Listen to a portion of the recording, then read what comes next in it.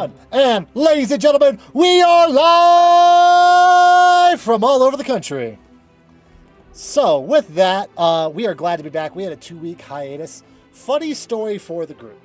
So I've been working on a project, which is super top secret and I can't disclose. But I've had to do a lot of Zoom meetings with like high-ranking military officials and former and current government employees. And whenever they call in, they either have like, you guys have seen like the way that they do it, they have like an American flag and then they have like a large, they kind of look like DM setup actually, but like with like law degrees and stuff in the background. And then like, yeah, this is mandatory. This is mandatory. All lawyers to get one. Oh yeah. Yeah. And then they have like awards and stuff on there. And then like the military guys are like on their phone or something like that. Well, and then I joined into the Zoom call and I have like this studio recording booth with like Dungeons and Dragons stuff on this side. And they're always like, Lawrence, what are you calling from? And I'm like, that's besides the point. It's top secret. I can't tell you. Exactly. Yeah, if I disclose you don't that, have the clearance. yes, I would have to end you. Exactly. Although it does give a few laughs. Also, I need to give a big shout out to, if you guys look who our new stream boss is down here, our hype boss. Congratulations to Lady Hawk, who completely destroyed the hype, and she is our new hype boss down here at the bottom. You are the hype. She is 100% the hype boss. But it's been very funny because people like, everybody starts off totally regular and then there gets to a lull in the Zoom meeting and they're like, why does it look like you're inside of a recording studio? And I'm like, it's because I'm inside of a recording studio. Because that's what I'm doing. Want to fight about it? Exactly. It's been pretty funny. It's been comic relief for everything that we've been working on. We have a couple of announcements. First of all, going down to Elle, who is this way. She's right here. Elle, hello. Would you please talk to us and that's about funny your because announcements? you're right next to me in my screen, so you're just pointing at a wall for me. Well, you guys, right. then when I arrange everything on the backside, then it's completely mixed up. So yeah. Oh, it's all wrong. I feel like I'm always pointing down at Dan, but then Dan is always in a different spot than that. So I'm 100%. just pointing at either the bottom or nobody. Yep, that's true. All right. So conventions. Some of you wonderfully gooey people probably know about a convention this week, which is Gen Con. It's super cool. I believe our wonderful, I'm pointing down because Dan's beneath me on my screen, but I'm sure that's not where he is. Dan is going to be there. And I know that our wonderful new hype boss, Lady Hawk, you're going as well, yes? Well, I guess that would be, I'm like waiting for a response, but she's not going to. On like a 20-second delay. Right. But you guys should go because Gooey Cube will be there. It's in Gen Con, Indianapolis. Gen Con is the convention. It's in Indianapolis. It's super fantastic. It's one of the biggest gaming conventions in the US. So if you're into it, check it out. If you can't make it quite to this one that starts like literally tomorrow, that's okay. You can move on to our next GUI convention, which I do believe is GameHoleCon or Origins Game Fest. Both of those GUI Cube will be at. I couldn't tell you which GU crew members, but lots of them will be there. Those are my three. Those are my 3 conventions that I know about. So back to Lawrence. Thank you. I'm actually trying to pull up the GUI Cube thing on the. Here we go. So if you are going to Gen Con, it looks like it's booth 25. It's right here on the map, actually, that I'm displaying, which is kind of Look fun. at Lawrence knowing how to do my job way better. He's like, here's where we will actually be. It comes from like practice with Chloe when we used to run our Uncanny Moments, which was pretty great. But anyways, it's going to be right here inside of Gen Con. The booth number was 25 something. I can get it back over here. It looks like it's booth number 2539. So mark that down. Make sure you guys go visit it. Alphinius should be there. A couple of the GUI members will be there, and hopefully a bunch of our fans are going to be there. And there should be some pretty cool GUI Cube cosplay also. There's GUI Cube cosplay and a big GUI Cube party. So if you don't know about that, go over to our booth, ask about it, because it's super secret and super cool. Absolutely. With that, we also have an awesome other programming. If you don't get enough Uncanny Pros, you can touch base with Chloe, who's right over there. Chloe, tell us about Rude Watch Vent. Cool. Read, Watch, Vent is our little movie book club where we read books, watch the movies that they were turned into, and then vent about whether we liked it or not. So this coming fall, our lineup is basically sci-fi and scary stuff. So we have the Reincarnation Papers, which is a movie called, was made into a movie called Infinite. That is coming up on September 23rd. So that is a Thursday night. It is in a couple weeks. And then if you guys want to get a little bit of a head start, for Halloween, we are going to do I Know What You Did Last Summer, which I did not realize that is a book, but it is a book by Lois Duncan. So check that out and revisit the movie because it's a great Halloween watch. And then November, I am super excited about because we're going to be talking about Dune by Frank Herbert. So if you haven't read the original, go do it. There is an original movie, but we're going to be talking about the new movie that's coming out that already has people up in arms on both sides about whether it's going to be amazing or terrible. So I'm very excited for all the venting around this one.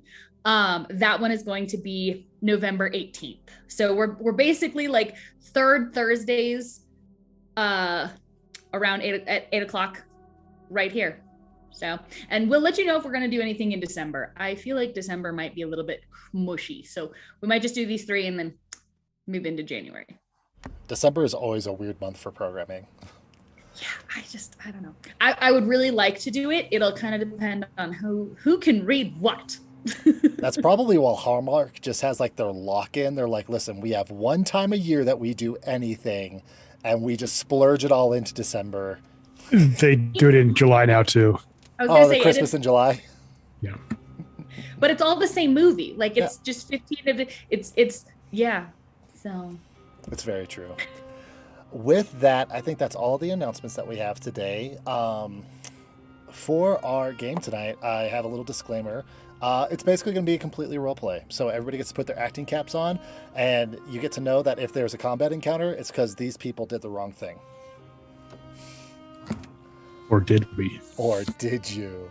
There is no wrong way to play. Will's D&D. already like, I'm just gonna stop. I'm gonna be like, Oh man, I'm looking forward to it. I haven't got. There's a certain clock ticking. We need to know what time it is. And if it reaches a certain time, then pain needs to rain down from the mountaintops on our adversaries. I can't be held responsible for that. It's just what I do.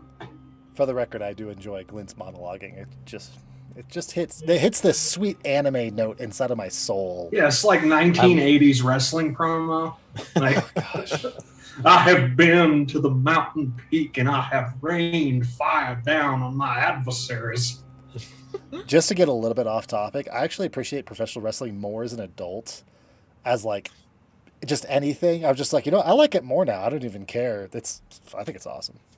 I don't even watch it like right now, but I think I look back on all of the watching that I did do when I was like avid, and I'm like, that was pretty neat. True that. It was I don't watch almost it, more but impressive that it's staged. I have read a number of biographies of pro wrestlers, and they love all of them. So there's a thing. It's good times. Chloe, the avid reader. All right, ladies and gentlemen. Stories. They have weird lives. I agree. We're gonna do that for a one shot where you guys are gonna be like another Hanataz troupe, except for it's completely centered around mock wrestling matches, and you all have to come up with your own persona. These systems exist. These systems exist. Oh, it's not mock. It'll be the time that we come together in person. True. That's exactly true.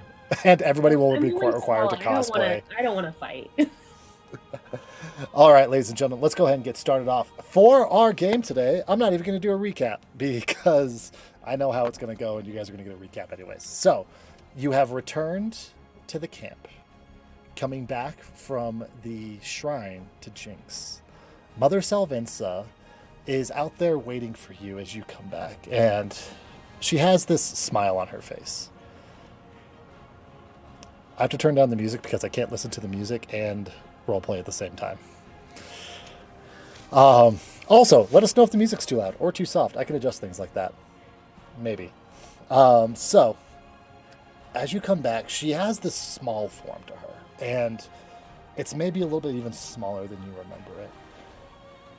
As she is definitely nearing the end of her days, you really just don't know, how long physically she has left. But one of the reassuring things is that mentally she is sharper than ever, if maybe just a tiny bit slower. She is wearing this like Afghan over her to kind of help keep her warm, and she has her traditional headdress on. As she kind of smiles as you guys make your way forward with Vestia and the horses kind of moving into Carnival. Brayan, the blue-skinned blind monk of your group, is there next to her and offers her his arm to kind of help usher her over to where you see her very ornate rocking chair is. She sits down and gives you guys just a little motion to come towards her. As Vestia goes over and kind of looks over and goes, "Hey, Dollins, I'll go ahead and get the wagon taken care of." Thanks, Ma. No problem. Hey, good job in there, Squirt. And with that, she takes the wagon away. And you guys see the normal traveling configuration for your group. As you guys kind of form that wagon circle, horses are kind of gathered in one area, livestock, fires are starting to erect up, tents, kids are running around, being crazy after a full day of riding in the wagons. And Mother Salvensa looks up to you and goes, "Well, darlings, I must say I'm very proud of you. Please, grab yourselves a seat. I would like to hear everything about your adventure." You don't want to hear everything. There were some idiots. Meat shields can't even do effective meat shielding. I need a drink and some food. You were the one who turned your back on a knoll. I thought that Ignish's strategic brilliance was on full display. I would have never thought to turn tail and run around until someone shot who I was fighting. How hard is it to block a door when somebody says block a door? You don't just open up, let them come through. Yeah, one guy go up, block the door. If you're worried about getting hit. Last time I blocked the door. I thought it was a brilliant display of tactical thinking. I'm trying to compliment you. We got surrounded by everybody. And Sayer still got beaten unconscious. If you're going to beat unconscious, at least do it while you're blocking the door. Slow down there, Ignish. Slow down. Start from the beginning, will you? All right. So the beginning, we went in all kinds of weird, crazy traps. It was that Sayer did a pretty good job with that. He had some good ideas. I'll give him that. They were pranks, harmless. I opened a door with a joke. You didn't know they were pranks at the time, Sayer. You were terrified that you were going to lead us all to our deaths. Well, on the first one. After that, it got a bit hazier. They weren't all completely harmless, but that first part was pretty good. The second part was fine, too. We found a lot of loot. Did anyone ever just stop and think to themselves, I'm a god. I have a shrine. I ostensibly want people to come worship me at my house of worship. So I'm going to put in a bunch of traps that might kill the people who come to do that. Well, I think we figured out that the traps were designed to kill people who weren't worshippers of Jinx. Well, then that's Jinx for you. I'm just thinking this is a thing I've heard before in the tales. Trapped temples and dungeons with pressure-plated mayhem raining down upon you, and I just guess I never got the point. There was one for that, I don't know, not a god, evil spirit thing that the drow had. Glenn, if I could share some light. Generally, the people who are supposed to be in the temple know about the traps and know how to disarm them. It's the people who don't know about or aren't supposed to be in the temple that end up triggering them. This is the wisdom of the elders of the Hanataz. Oh, what did you say, my dear? I mean, no one told us about any traps. We were just told to go there. Sarah, did they tell you about traps? Did anyone else know about the traps? I was told to expect the unexpected and to be brave, and I think I did both of those things pretty well. Expecting the unexpected is cryptic but good advice. I'm talking about, did anyone know about the traps? I just sort of expected that there'd be some. It's a Jinx temple. I mean, going forward, folks, if there are traps in a place we're going and you know about the traps, let's not assume everybody knows about the traps, because I would like to know about the traps. Perhaps we should raise a hand and discuss if we don't think there will be traps.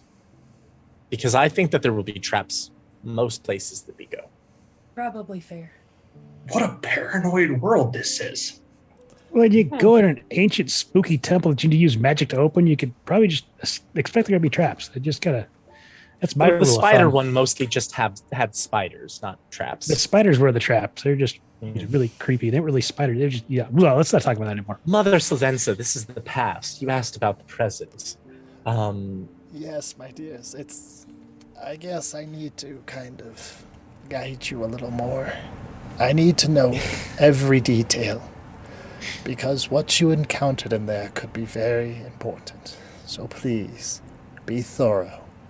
We made our way through to open a series of seemingly very hazardous. Well, start about talking about when we first how we got in the temple. That's where we started, really. Oh, sure.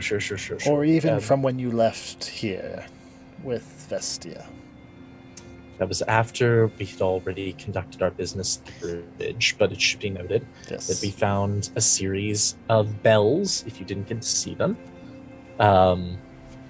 And I will produce the hat from my pack and just show the little jingle bells on it, a bit like this. And in order to enter the temple, those very bells had to be arranged in a certain order, and we managed to get in on our second try. Was there more of a secret than that? Did we arrange them in order of value or the tones they made? I think it was to the tones that they made. Yes. Because it was gold, silver, and bronze, and that was not the order. Yes, we rang them, and I believed we put the highest pitched one in the uppermost spot. That was the silver one. Mm-hmm. And at that, the temple itself opened to us.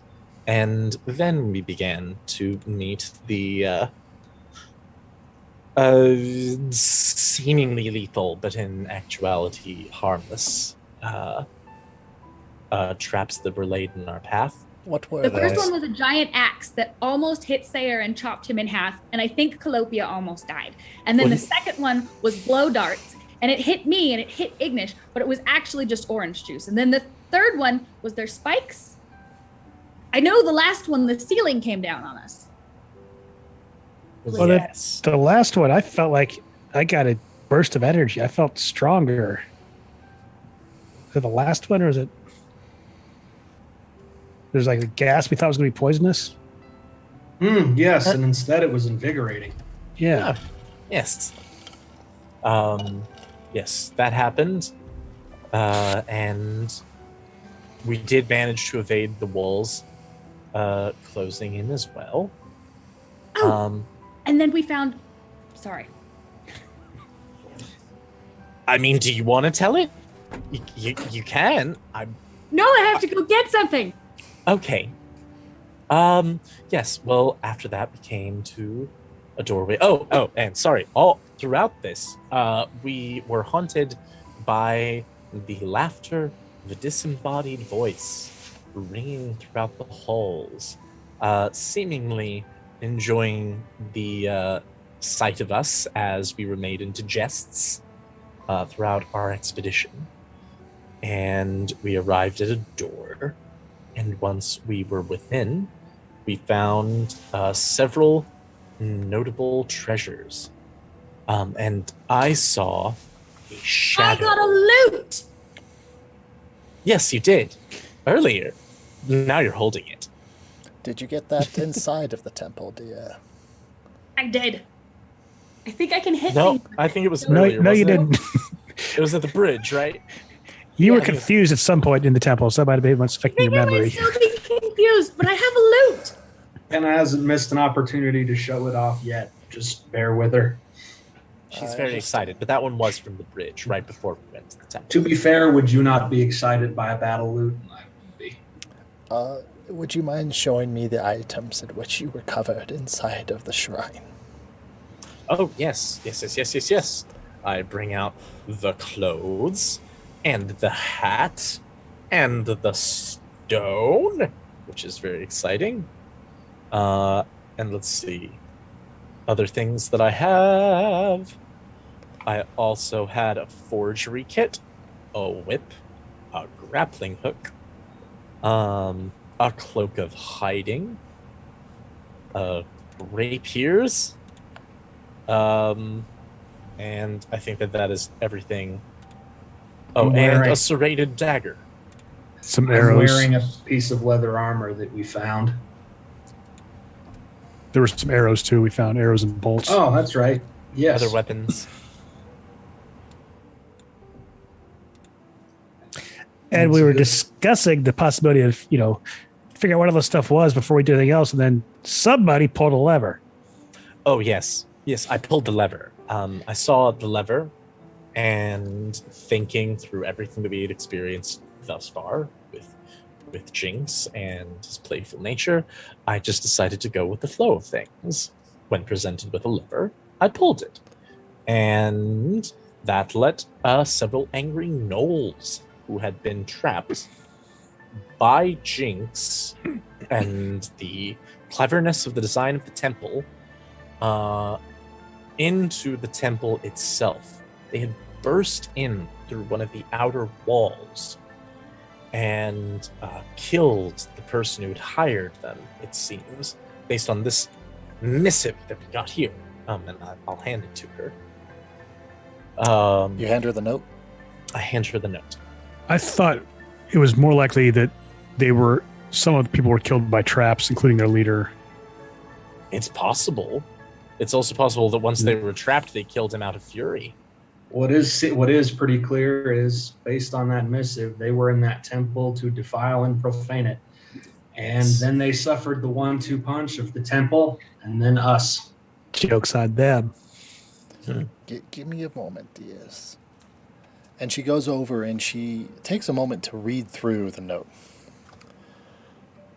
And she gets to a point and you can see her expression goes blank as she just utters the word Noxica. And the note kind of falls out of her hand onto the ground as she kind of stares off in this 1,000-yard stare for a little bit. I know this name, but it was from a dream. Only a dream. With all due respect, Mother, your dreams aren't just dreams. You're correct. The sight comes in many different ways, Ignish. And unfortunately, it would be like standing on two ends of the woods and one person shouting. You get bits of what the other one is saying, but the trees and the wind and the leaves disrupt it. And sometimes something might stand out to you, and sometimes you might miss it entirely. Do you remember anything of this dream, Mother? Not enough to say on it. You are aware of what a red herring is, I'm sure. You feel that we're being fished? No. Only, I mean, the term. Mm-hmm. The sight can be overpowering, but it is still a perspective. And if you focus too much on the one perspective that you have, you end up forming an incorrect complete picture. So, I fear to say anything on the name anymore until I have a more complete understanding, as not to lead you all astray. Does that make sense, Sailor? We've gotten this far by trusting our guts. If you think that holding back whatever images or sounds come to mind with the name, then I'll trust you. You can equate it to if Glyn and Ignish were to walk out into the woods. Ignish, who's not quite as used to it, even with a map and maybe a compass, might second-guess himself multiple times and change direction when he was going in the correct direction the entire time. That is why I do not divulge more than what I understand to you, as to not set you on an incorrect path based off of an incomplete understanding. Ah, but there lies the flaw, Mother. You see, I would not double back on my path. I would triple back until I once again found myself on the correct way. This is the history of my life. Is that what you do, sir? I constantly find myself falling forward into the next success. I seem to remember something different happening when you and I met the first time. Are you not here? Do you have a belly full of food? Are we not best friends? Who got us here? And that was my luck. You know what? Touche. And believe me when I say that there is nothing wrong with changing direction. But there is an aspect of time wasted during that, and resources wasted, and energy. I seek not to send you all on fool's errands. Yes. It must only be on the most intelligent of errands. Yes. Elder? Good. As delightful and frankly as entertainingly accurate as this summing up is, I have a couple of questions of my own if I could be given the opportunity to say them without them being interpreted as disrespect, because they're not. Go ahead. Glenn. I'm just... You and the other Bonduran continue to reference journeys and the right direction and errands and threats. And respectfully, and it is our duty, all we've been doing for the last several days is being sent unknown places with a dubious accounting of what we might find on the way or when we arrive. We encounter incredible danger, usually have to fight for our lives, usually multiple times. And every time we come back respectfully and report what we have gone through, report the blood that we have spilt and the injuries we have suffered, none of the Bonduran are ever very surprised. It leads me to believe that as admirable as it is that everybody wants to make sure that we're being sent down the right path, the understood path, that time is being taken. And I acknowledge that. That's leadership. I feel as if the Bonduran know what's going on. I feel as if you know these errands you're sending us on and they have a purpose. And Glenn, as let him newly speak. elevated members of the troop, I'd like to know. You know, I heard that Stoof could use another manure scooper if you'd like a less adventurous path. Nope, we like this path. The point is the opposite, Elder. I scoop manure when I'm asked. I fight when I'm asked. I go where I'm asked, and I handle what I'm asked to handle. I have already given my life in the last week or so for the troop. I just want to know what's going on. The danger presses in from every corner. A simple journey to a shrine of our patron god ended up in a brawl with enemies very determined to get in, very viciously. It just feels like something is swirling around, and now that you have trusted us with full Blue Veil membership, I was just wondering if there was more you could share. We fight harder when we know what for. We've never been better than when we were saving Little Bestia. First, let me tell you I appreciate your attitude. And I thank you for that. A personal thank you. And I You think know I owe you and the others a debt I can never repay. we can. All gifts in the Hanatas are given freely. Debt is not something that we keep between family members. And to your credit, I want you to understand and forgive me that I will answer as much as I can. But you also must trust me that I know far less than you might hope for. If you have a moment, I'd like you to finish your recounting of the shrine. And I'd like to share some more information with you before I answer your question. Is that okay, Glenn? Of course. I only interjected because that tale was nearing its end. I understand. My last comment on that would be Sayer held the burden of leadership that you placed on him very, very well on that errand. He did his job. We made it out okay. We fought well. I tend to disagree. We had a pretty simple tactical problem in front of us, and we kind of mucked it all up. I do not know. I may have felt differently also if I was very small and forced to melee with gnolls. Yeah. Saying that thing could have gone off much better.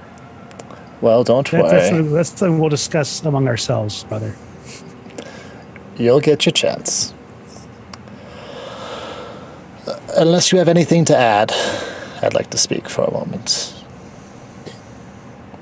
It's possible some of the gnoll corpses were placed in embarrassing positions before we left. There's things that Jinx would probably appreciate. So. I hope he does. Oh yeah, the bodies. Does the name Tadas Sid mean anything to you? You may have seen English him. has an 18 intelligence. I don't. Does English remember that name? You may have seen him around Carnival. He had hair more white than Glenn's, eyes that twinkled like snow with the lights above it. Had an expression that probably would, I'd say even Cray would call sour. Everybody go ahead and give me a roll out on your intelligence check. Let me know who rolls above 20.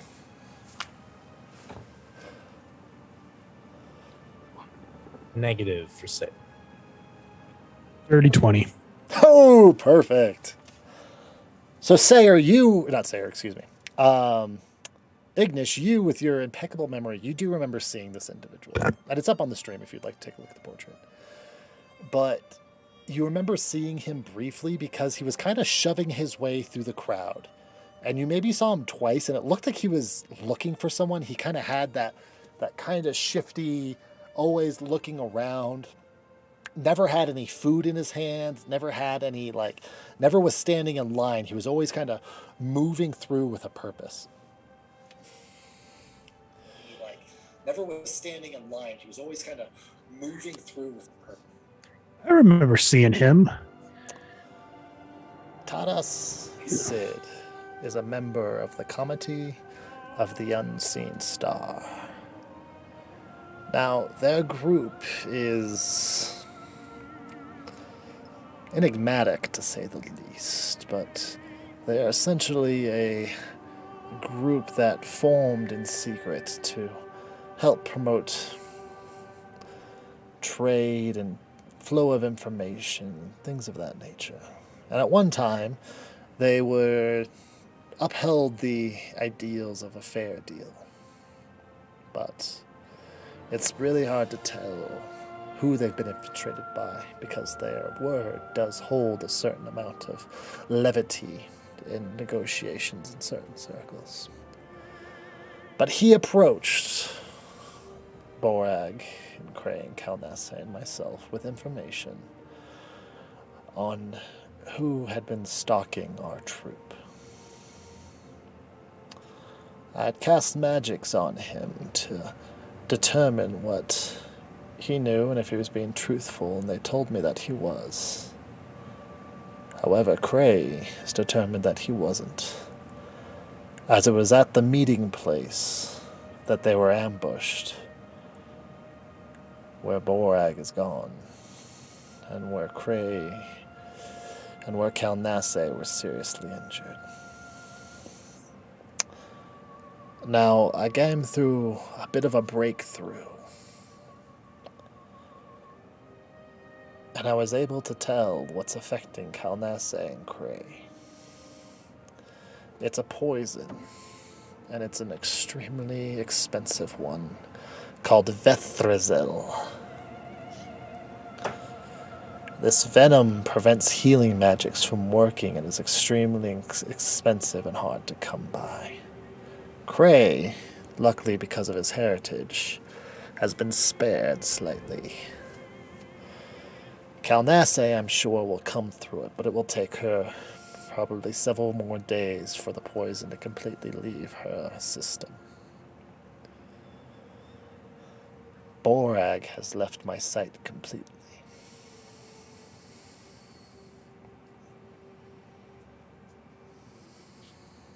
What does that mean? Nothing is definitive, dear. What does that mean? It ain't good. That's what that means. Cray comes around the corner. It means that he's more than likely dead.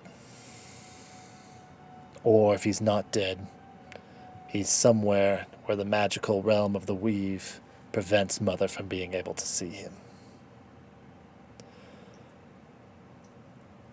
But as I went off and rode away with Kalnase, there was still some 15 enemies around him that he was holding off so we could make our escape.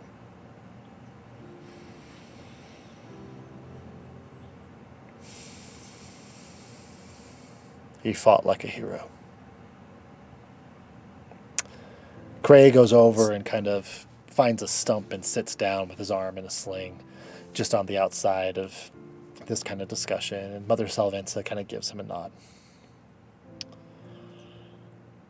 Now, with that, something is hunting the troop.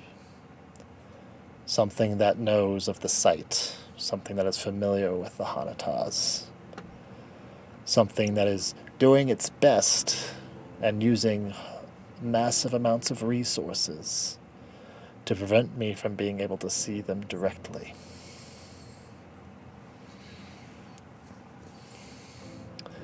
So, Glenn, again, I apologize. I don't have the answer for you. But there is something indeed that we fear, and something that dealt a great blow to the Hanataz. What does it want from us?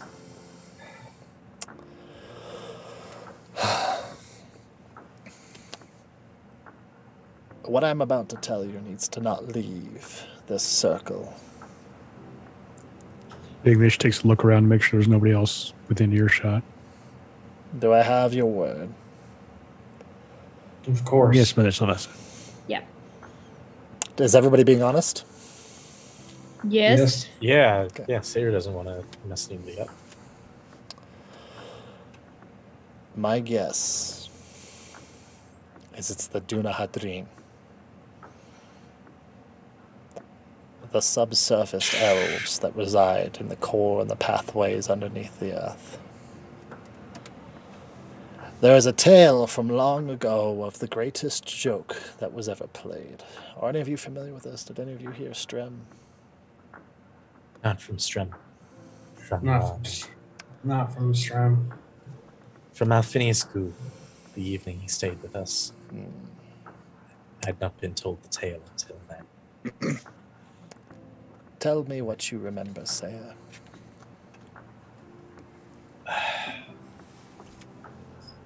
Honestly, the way he told it, I wasn't quite sure I saw the joke.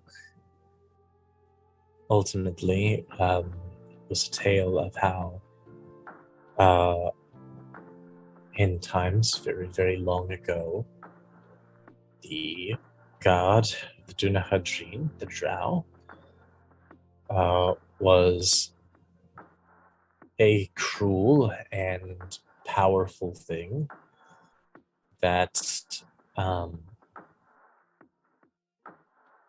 that Jinx, through feats of might and trickery, managed to ensnare and slay. This deity has since reformed itself, but in an altogether more unpleasant form. And the drow are quite angry about this, as it has increased the difficulty of their lives dramatically. And they do not have the favor that they once possessed. It's most of what I remember off the top of my head, so I believe I wrote a bit more down about it. That is about what I understand from it, from our lore, and from our tales as well. The Hanatas, the chosen people of Jinx, of Kismea, are an easy target for the Dunahadreen in their mind to hunt and to sacrifice, to gain favor to their lord.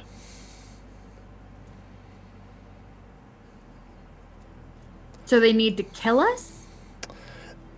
Their motives are unknown to me.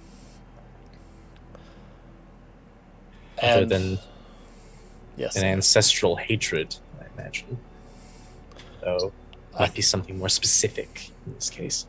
And that's where, again, that red herring following the white rabbits, you don't want to focus in on one thing.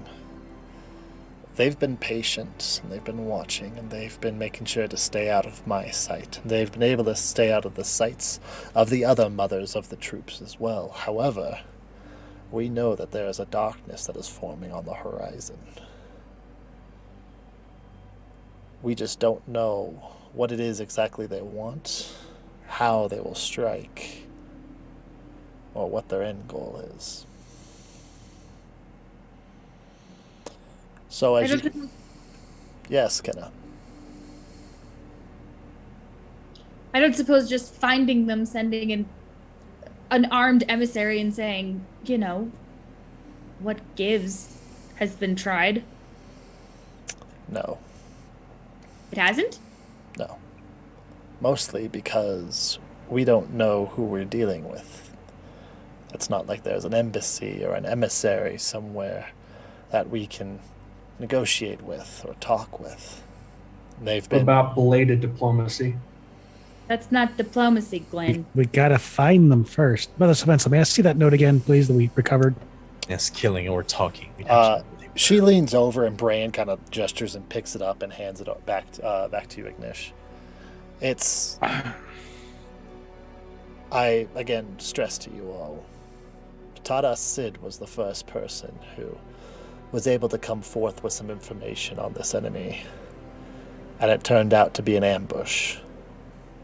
An ambush which killed one of the most powerful members of our group and seriously injured 2 others. And that's the other end of my suggestion, folks. War is diplomacy, and they shot first. There's a time for the people of the Blue Veil to fight. But we, unfortunately, are at a disadvantage in that our army also has children and wives and non-combatants too close to home. Our strengths are in the road. We move faster and more secured than anybody else on the walks of this land. And so we will continue to make for Dragon's Cross for our winter camp, where we will have the sanctuary of the other Hanatas. And we continue to understand our enemy. To go to war with an enemy you do not understand ensures defeat. Is there anything else on that note, Igniline? He's going to cast Detect Magic as a ritual. Any other hints that there might be on that note? As you go into your ritualistic kind of chant to kind of go through it, Mother Salvensa kind of stops and goes, Ignish, stay here for the moment. I think you need to hear this. There'll be time for that. As far as like reading it over again, there's nothing that you can really glean from it. I can read the entire note to you if you'd like really quick. Sure. Boop-a-doop-boo, time for notes and stuff. Bam. All right, so the note says, Callison, the Gorspar tribe is the most recent to swear fealty to me, Go and collect the savages and take them to defile the shrine of the enemy. You'll never get in with a force, even if you solve the stupid puzzle. So take picks with you and smash your way through. Take anything valuable that isn't nailed down, torch anything that will burn, and smear whatever foulness the gnolls can scrounge up on whatever is left. Noxica.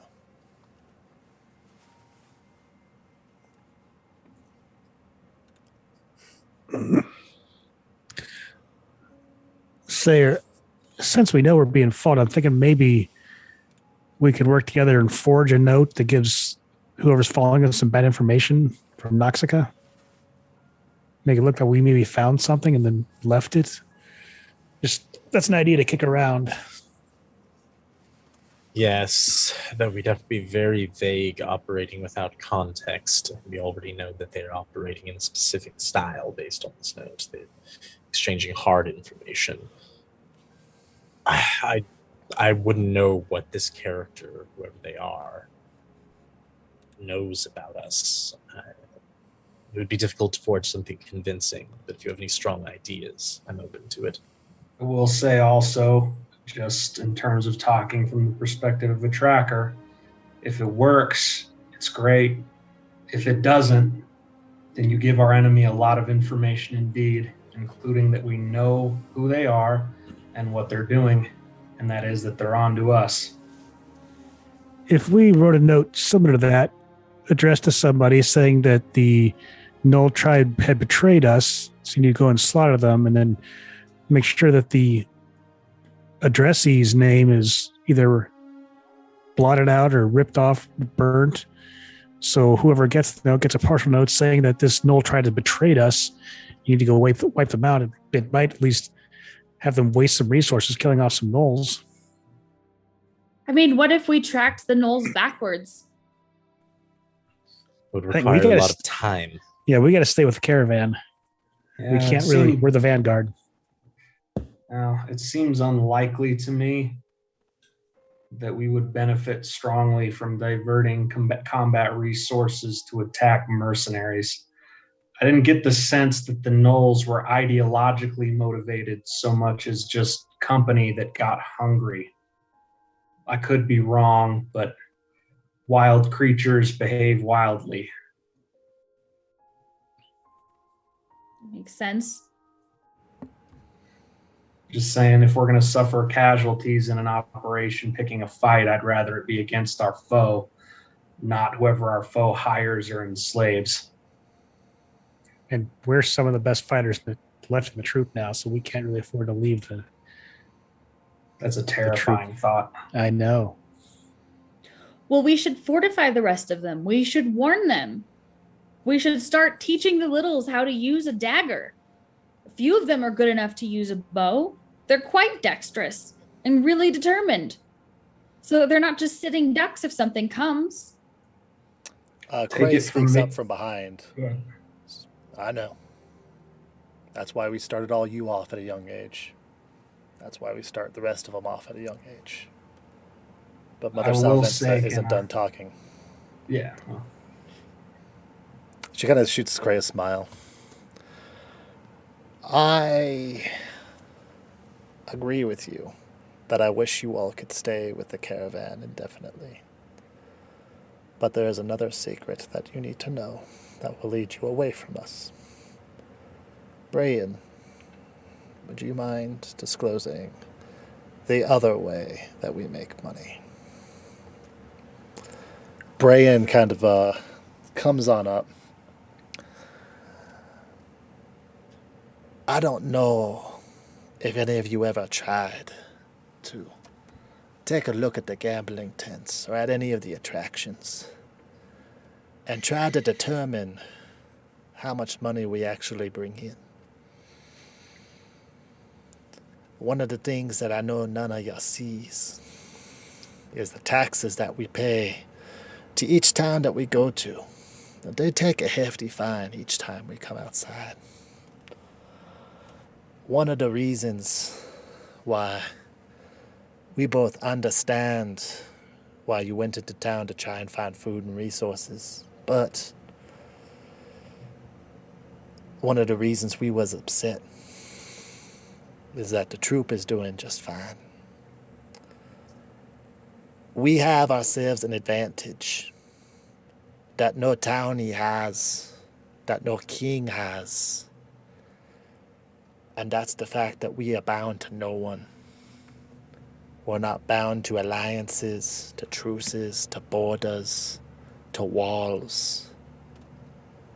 Many of the townies are scared to death of leaving the palisades that they've erected, of being outside the walls without a guard by them. But we's is not. We travel the roads far and wide at our wheels, and we see many, many, many different people. And because we provide them with libations, with food, with materials, and with entertainment, they feel safe with us. They feel safe sharing details over a gambling table. They feel safe sharing information between warm sheets.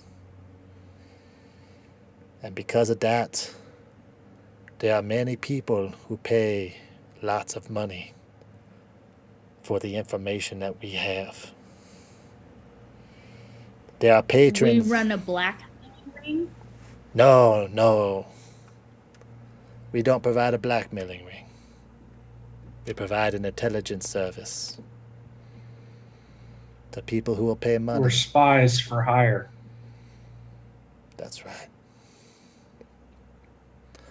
We're also treasure seekers for hire. Because we're not bound by borders when there are shrines to be found, or temples, or ruins, or magical artifacts, we have the ability to go out to retrieve them and sell them. Now, I understand that might leave a sour taste in your mouth.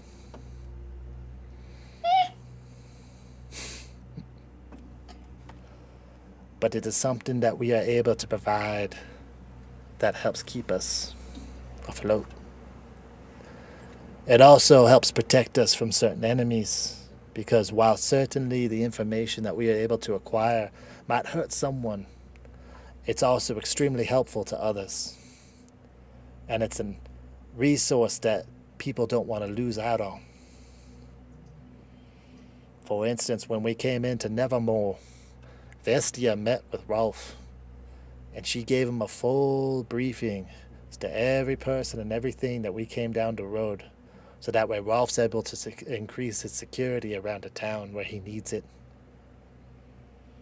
There are many other things which I am not aware of, but Vestia, the Master of Secrets, Cray, Kalnasse, Borag, as well as some of the other agents of the troop,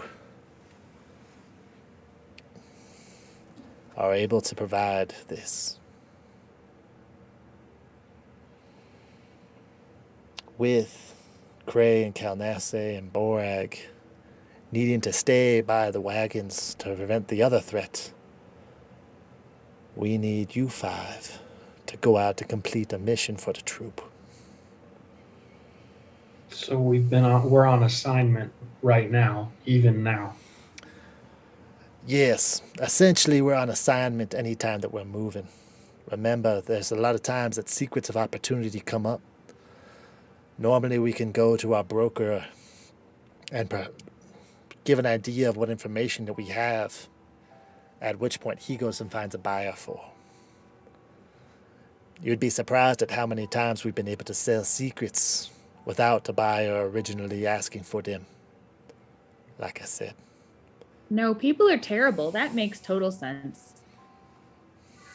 This explains why so many townies are uncomfortable with the Hanatas, though. Other than the racism. The racism is a big part of it.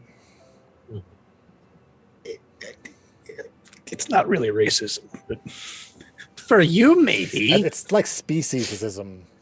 Yeah, it's and also you can't really have racism until you have a theory of genetics. So it's one of my pet I'm peeves. pretty but sure they didn't like people who didn't look like them before that. Yeah, but that was also bound up with culture. There wasn't a separate. Yeah, it's not. Yeah. Maybe this isn't a necessary concept. Let's call it prejudice. Yes, bigotry. It just makes Not sense. all racism. Not all bigotry is racism. We're a threat everywhere we go. Potentially a boon, but a threat. Well, I'm sure bigotry and prejudice is a component to it. I'm sure for centuries a baked-in wariness has just seeped into where we regularly make carnival. You've not really spent much time outside the Hanatas, have you? Because it's like, not that I like, sneak out and like swindle townies, and spend time, pretending to be a dwarf or anything. But I've talked to people who do spend out townies. It's natural to be suspicious of anybody not from your village, not from your town. That's the way everyone else in the outside world thinks. Every outsider is seen as a threat. That's the way everyone else lives. We see it as opportunity. Bridget, you both are correct. The lower end townies, the families, the farmers, them people, they're suspicious because of what Ignish is saying. But the governments, they're suspicious for what Glenn is saying. It's the whole aspect of what are they bringing, who's talking to them. We put people off ease. And that's not to say that every town is that way. Like I said, Rolf, all that he wanted to know is just who was on the roads. But there's definitely other people, other folks who are more ambitious, who are looking for any opportunity that they can to gain an advantage over their rivals.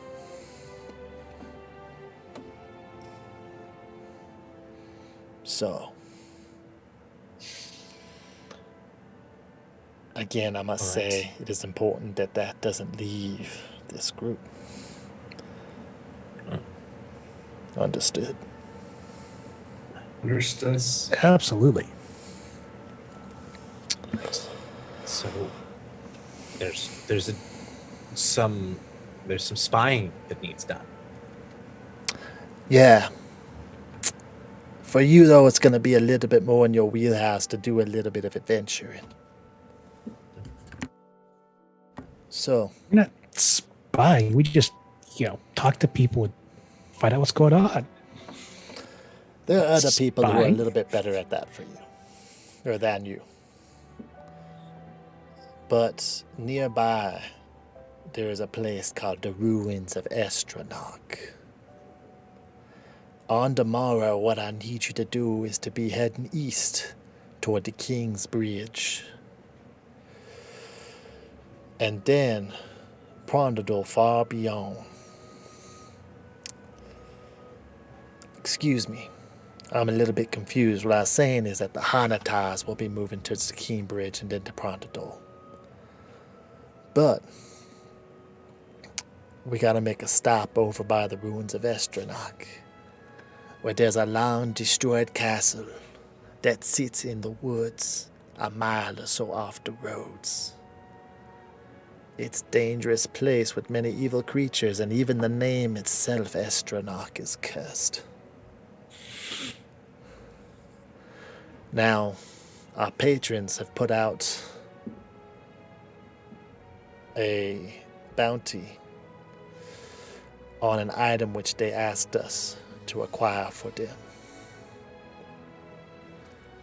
For even though we're in extenuating circumstances, we need to fulfill this request. We have a reputation for being able to get things done, and we need to keep up with that reputation if we're going to keep our livelihood alive.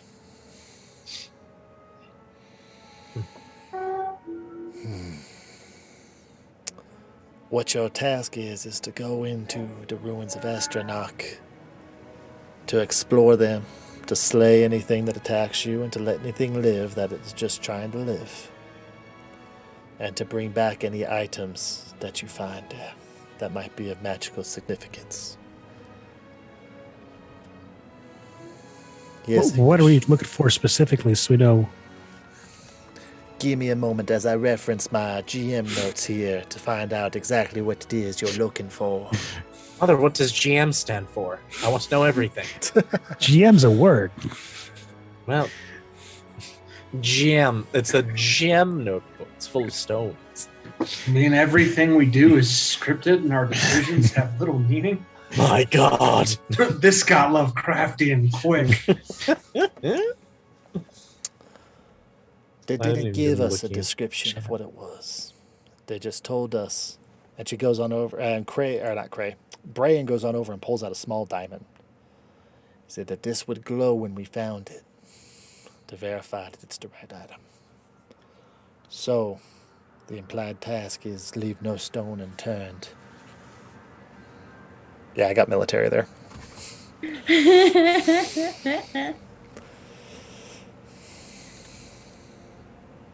I mean, I feel like we can totally handle this. This is right up our wheelhouse as of late. It is. More or less what we've been doing. The troop also keeps on hand some magical items which we'll give you, which will help you in your journey. I suppose it probably goes without saying, but let's confirm this is going to be a good deal more dangerous than what we've undertaken thus far, correct? There's some soldiers that have a saying, and that's the only easy day was yesterday. And I would just assume that from this day forward. Is there any chance we could get horses to make it faster to get there and get back? And give you a wagon. That's what we can spare for right now. That's not nothing. Vestia's gonna need to stay with the group. If there is someone that's haunting us, if they decide to make a move, we still need a significant amount of combat power here. Yes, of course. Mother, thank you very much, Brandon. Now, because this is a most difficult adventure, I want you to know that I have looked forward into my sight, and I have seen great things from each and every one of you. Each of you brings something different to the table, and each of you approaches a different situation from a different angle, which will help you. For this, however, Ignish, the complainer, you will get your chance to prove that you can do better. You, however, will have the problem of being a gracious leader and listening and taking in the counsel of those who will follow you. I can do that. All right. You'll have your moment to prove it. And I like rumple his hair. You cut yourself one of my horns. I actually think that as she does it, she finds the horn and then grabs it and then just like rugs your head back and forth even They're more. still like this tall. I mean, I can grab that. little pointy thing.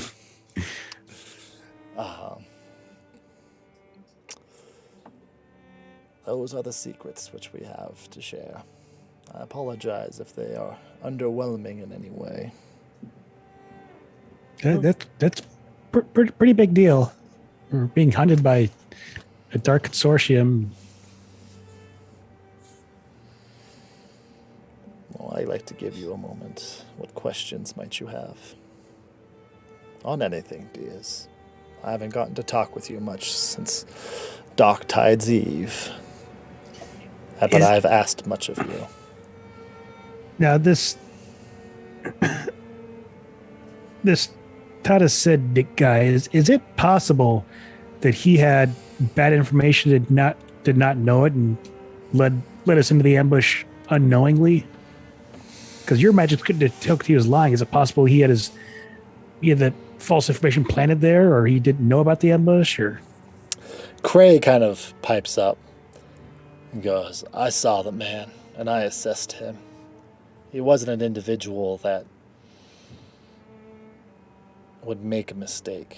He's a calculated type. That person that's always 2-3 moves ahead. And Mother Salvenza kind of nods and goes, and while that is true, Cray, there is still much to the situation which is unknown.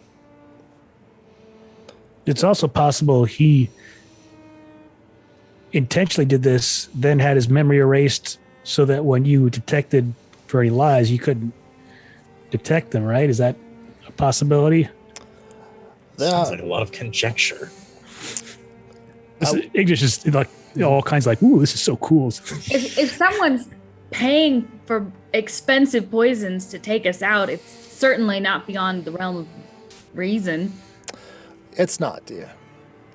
And what I will say is that my magics and the sights are something that's been passed down from the Everflow itself. It is not something that is easily sidestepped. But that is not to say that a very well-prepared enemy couldn't find a way around it. It's cloudy, to say the least, Ignish. There is more to be told and more to be discovered. Calopia, dear, you've been awfully quiet. What's been on your mind? I think the mission sounds reasonable. I think we can do it. Are you sure you're okay, though? One of the first sights that I ever saw was how I would meet my end. What? It was a gift. It was a gift because I was able to live out to the fullest, not having to worry about when it would happen. I think I'm getting close to that end. But some things must end for other things to go on. That is the cycle of nature.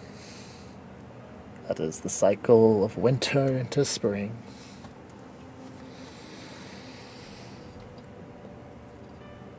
All right. When you know the route we're taking, so once we break off, you'll be able to, and we complete our mission, you'll be able to get us back there quickly and catch back up with the troop. I see no reason why not, unless we're slowed down by something like a busted axle or wounded. We're going to move a lot quicker on our own, particularly if we're not limited to just the straight path, so I wouldn't worry about it too much. I have faith in you all. Again, after you have finished your mission, we are on our way to Prondadol, and we will be there for several days, if it takes long. So you need not worry about catching up to us. It will be easy. When do you want us to leave? On the morrow. That soon. Goodness. I don't know if you all will have a break for a while. I think things are going to happen very quickly. And part of growing up is the ever urgency of one more thing that there is to be done. Part of growing wise is understand what can wait for tomorrow and what needs to be done immediately. When you all get to that point, let me know what the trick is. You mean you don't know? No. Oh. Kenna, what's on your mind?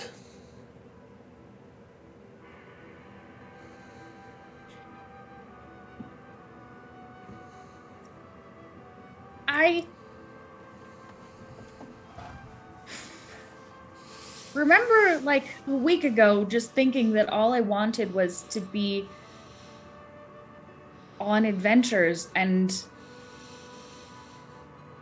I didn't really think that adventures would always come with the necessity of, you know, if it doesn't work, people you care about die.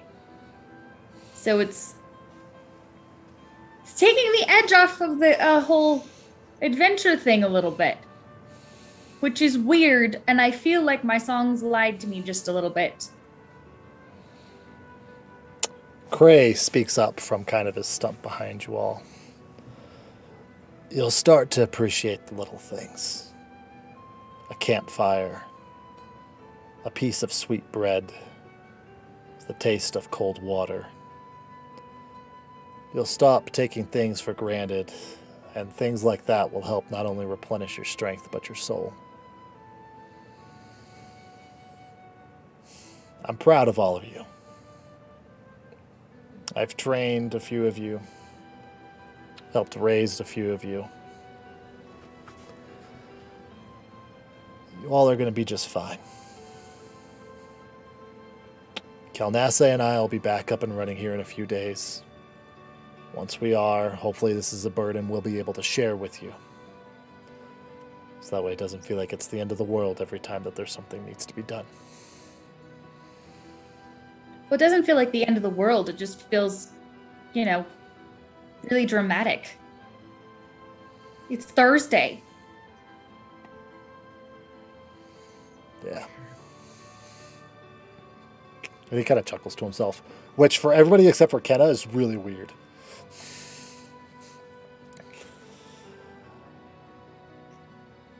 Mother Salvenza kind of looks up. And Glenn. Oh, snowy Glen.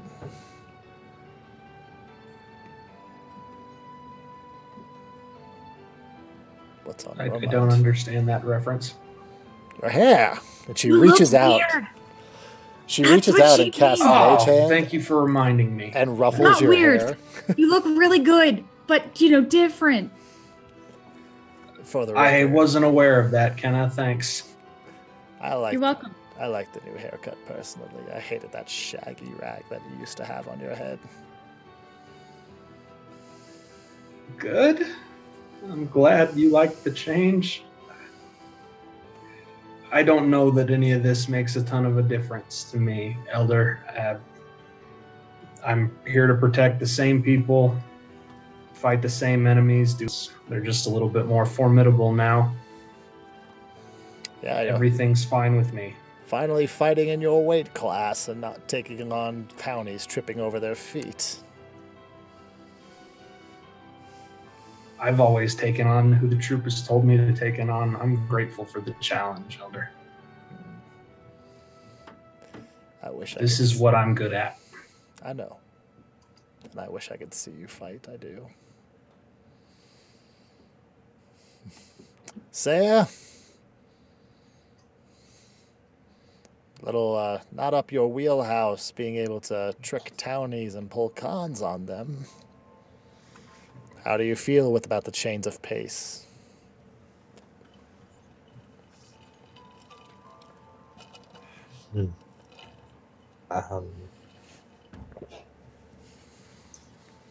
I would only that so many whom I care for deeply were not in harm's way. As for rolling around in dank caves itself, I wouldn't say that I've exactly thrived, but I'm at least significantly wealthier for it. There's definitely like a heaviness on Sayer throughout this conversation, though. Like he's trying to like play it off. He's definitely like obviously they're running through a lot of thoughts. She just kind of nods at you. Roll a d20. Tell me what you get. Add your wisdom modifier. 13 plus 2. 15. You can't explain it, but you feel a connection with Mother Salvensa. Almost like a shared emotion connection. And probably the same weight that you feel coming off of her.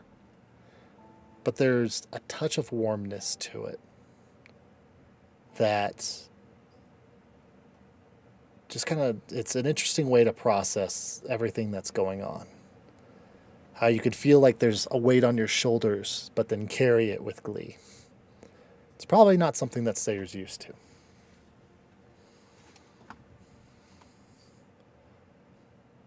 The best way I can describe it in like real world terms is it's like after you max your squat and you're like, oh, I can still walk. Yeah. Ignish. Your world is about to open up to a whole new realm of magics.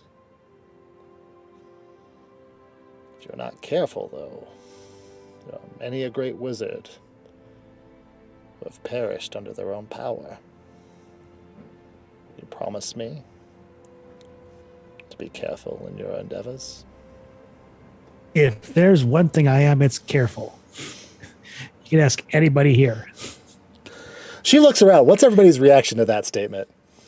I'm gonna go with Sophie is just like thorough. deadpan. She's instead of so careful. frustrated. Sarah's just kind of like, I mean, the one time I wasn't careful trying to do the right thing and help somebody out, it turned out poorly. So after that, I've been very careful. yes, the soul of discretion. Sure. I love DM's face. Oh, all right. There is one last thing that I have to bestow upon you all. And then I want to talk to a few of you individually.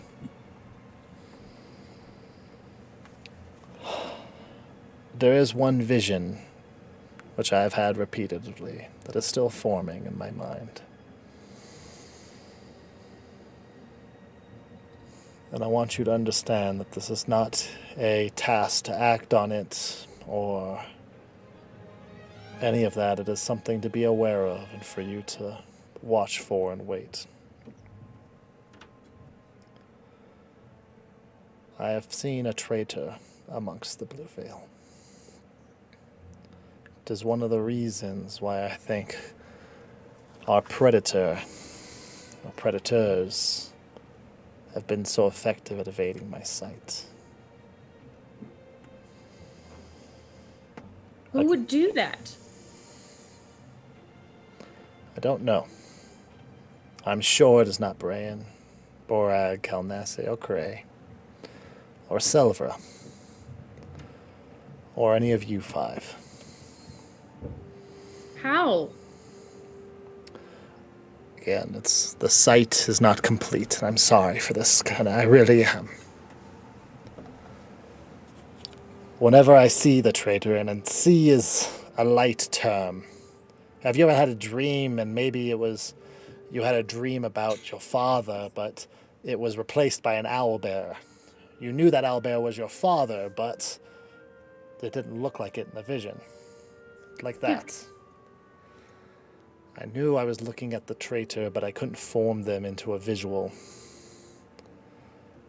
But I remember music. And singing. And red.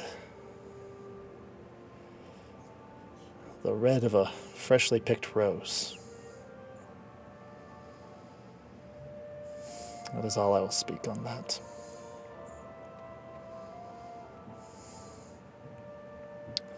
Keep your eyes open, but don't do anything unless I say something.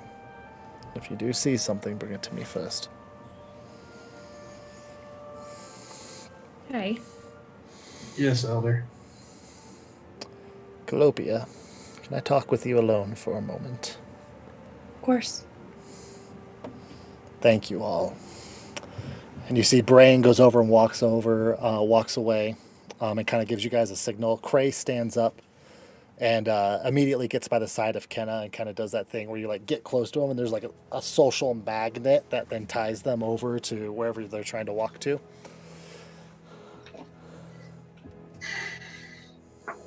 Darling,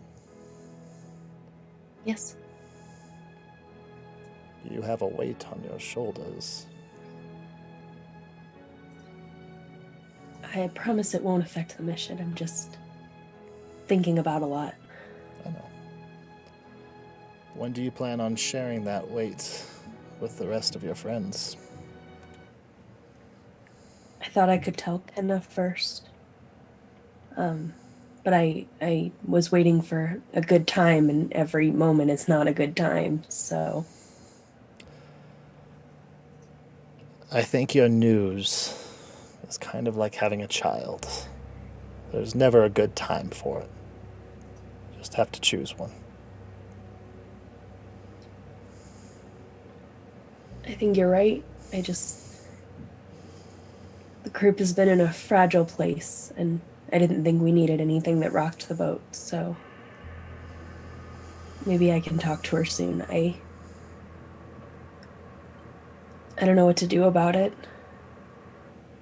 It's going to happen, isn't it? It is. When I was asleep for that 10-day, I was visited by many visions of the sight, more powerful than what I had ever experienced before. And one of them was of you.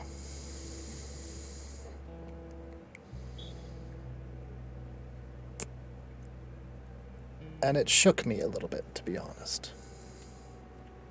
Because I saw 1,000 paths that were out before you. And 1,000 different directions that you could go. And some of the paths were very well trodden. And some of them were hardly a snake's trail in the forest. But I want you to know that I trust you. That my only worry is that you won't trust yourself.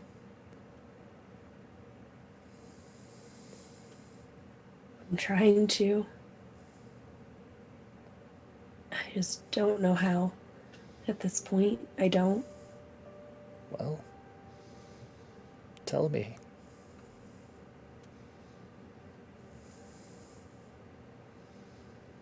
I don't know. Everything seems out of control these days. I can't even deal with a small animal without killing it. I don't know. It's too much. And there's something that has been growing inside of you. And she makes sure nobody is watching and then pulls the headscarf off. Mm-hmm. Just I don't know what to do about them, so. Do you mind? Of course not. She kind of gestures you over. She'll walk over. And she just softly runs her fingers down your fox ears that are atop of your head.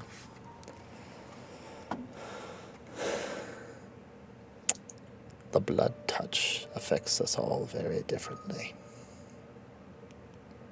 You can look at Glenn, you can look at Kenna, you can look at Saya. The beautiful thing about it is you all are so different and so beautiful. Calliope, you are a gift, just like every one of the Hanatas.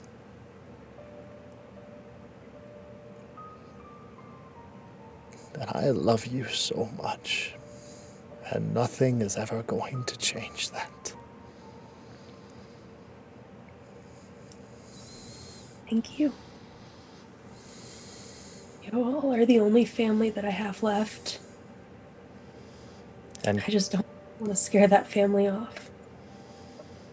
Calliope, you're the only family that I have too.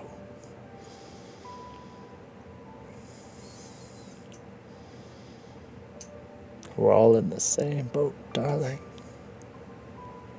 and you rock it. Still hope I don't flip it. I know. That's the weight that us leaders have. And I say us, not to mean myself and the council. I mean us as in me and you and Glenn and Kenna, Sayer and Ignish, because you're all leaders of this troop. And we have to figure out what to tell when and how to keep this boat going. And it's hard. And it weighs on you every day.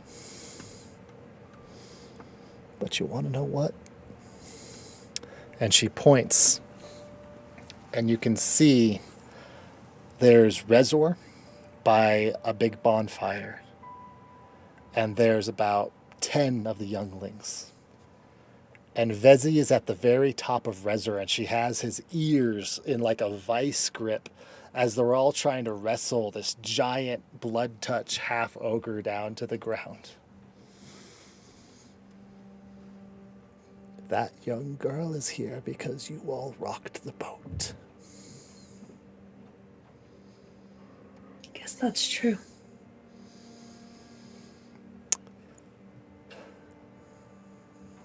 You're Thank beautiful. you. You're beautiful, Colopia. No amount of blood touch or horns or tails or wings is going to change that. I think you're right. I do want to tell all of them. I just have to start small. Can I ask you a question? Of course.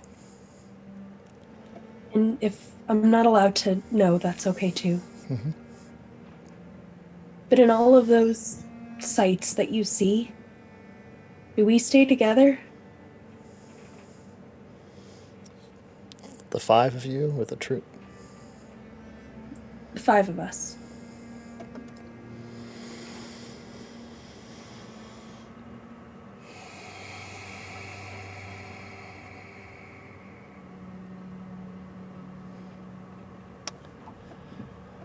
It's a lot like a river. There are different times where there are tributaries that branch off. And not everything is for certain. There's a family in one of your futures, possibly. There's adventure in another's. There's hardships and there's accomplishments. The largest river, though, you all stay together. Thank you.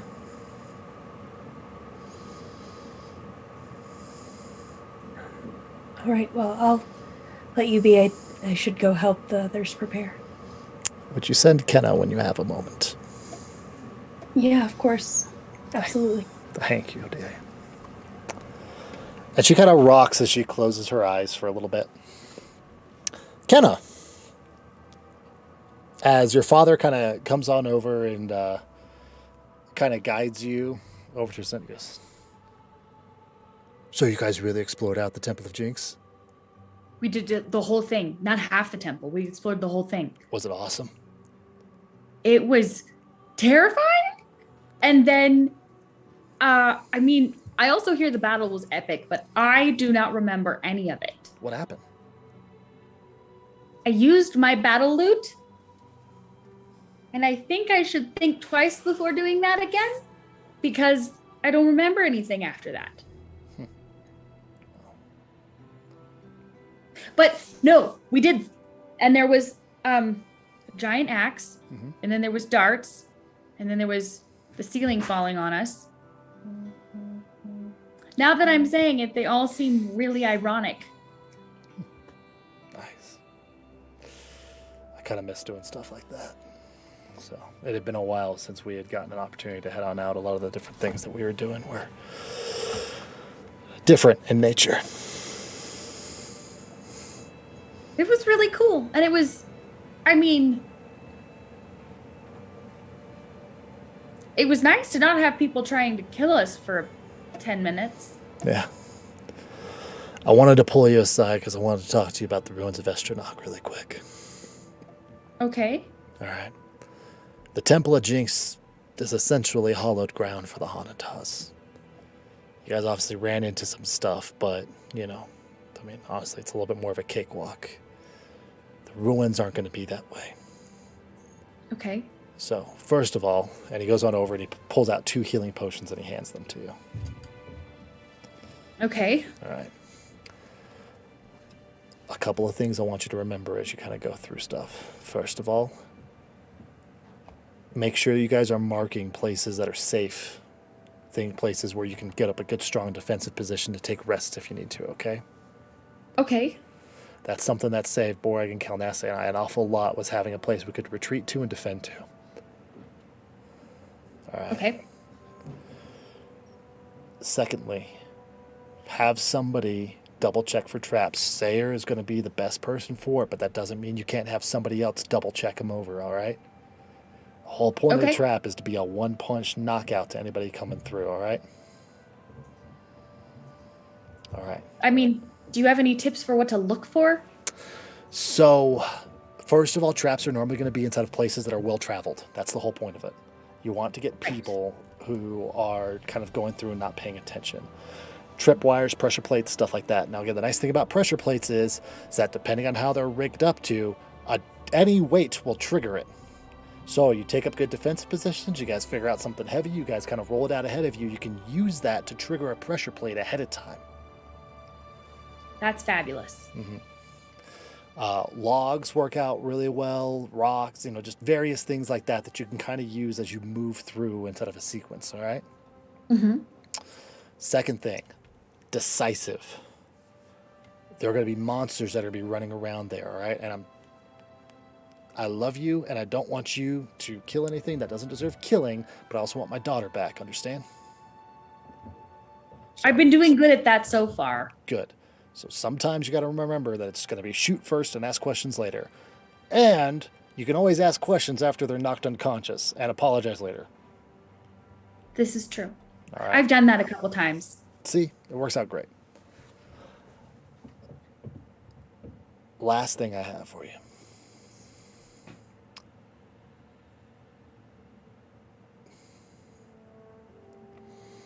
I wish I could go with you. Well, why can't you? I need to stay here with the troop.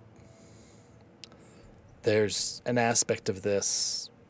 Kalnase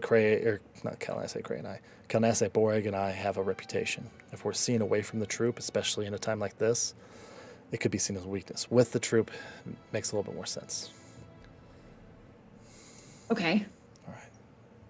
But if everything goes well and we get to a place of safety, you bet that you and I are going to go on out and we're going to do one of these ourselves. Okay. That sounds great. All right. Hey, Calopia. Hey, Kenna. Mother wants to see you. Why do you look like you've been crying? Don't know what you're talking about. That's dumb and you're lying. Maybe when you're done with her, you could come find me, and I could not lie. Do you promise? Yeah. Okay. But you should go talk to her before she decides to talk to somebody else. You know how busy she gets. I can always get time on her calendar. So, but I will go now. And I feel like you're avoiding me. And I will not be avoided. Nope, definitely not. When you get back, we'll talk. Okay. Okay. And I go off to find her. Hey, Calopia, do you have half a minute? Yeah, sure.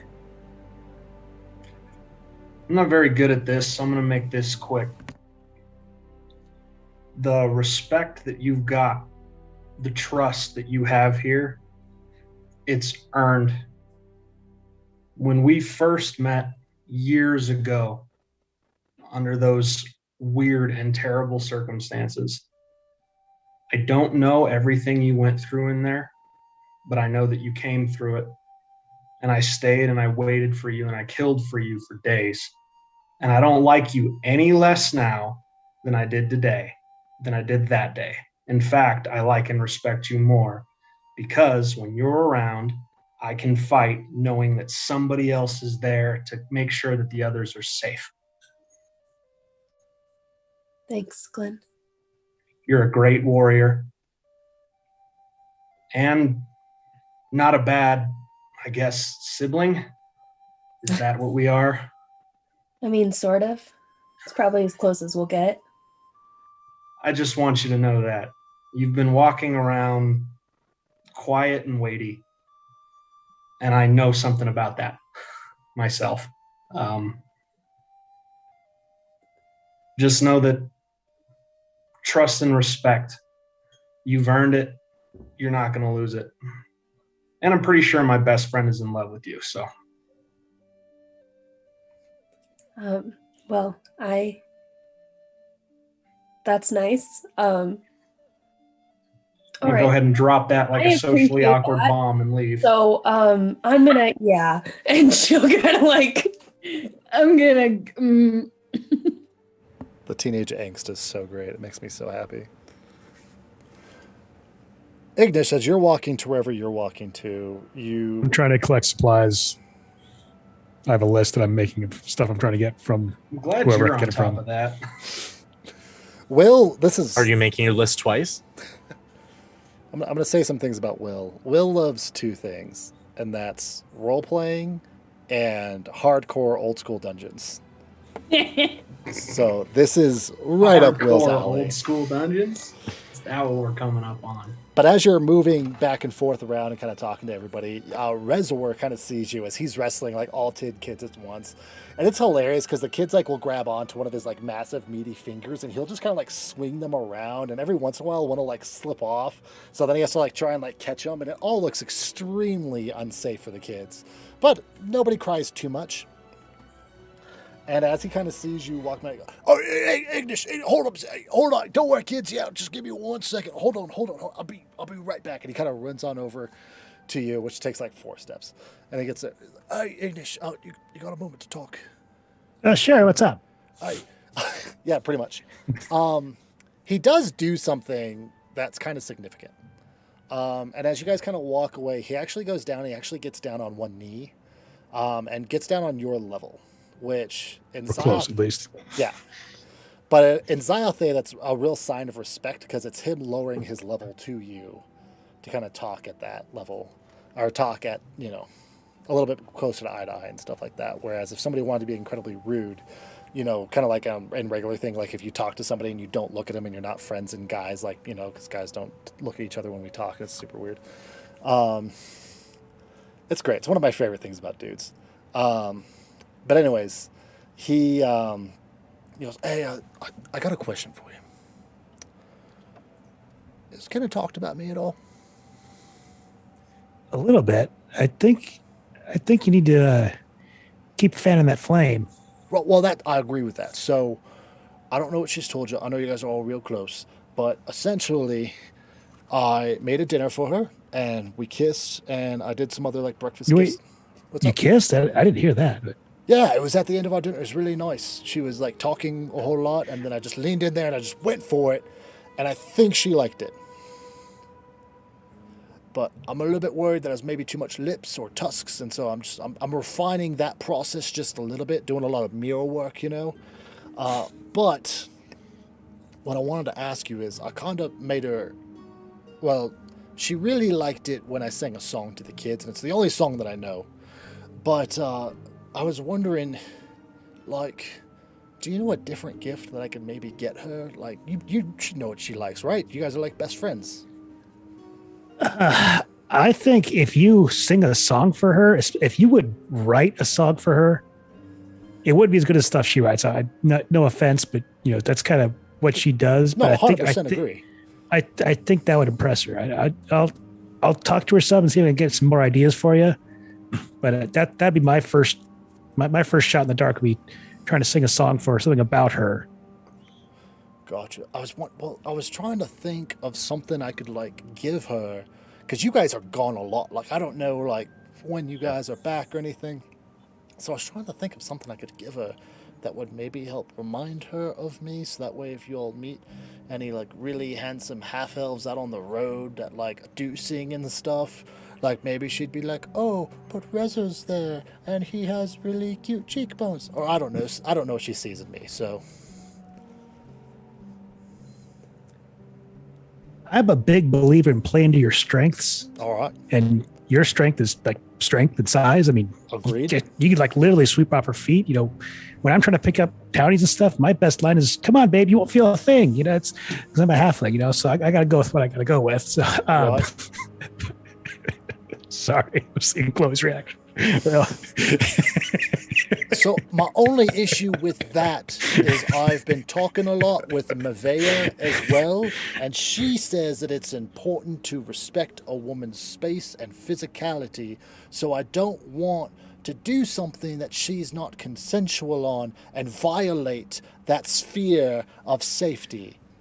I'm pretty sure if you do something Chloe's upset with, she'll let you know right away. So just pay attention. I'm sorry, Kenny. You pay attention to her, and they kind of blend together. Okay, she calls you English. It's just.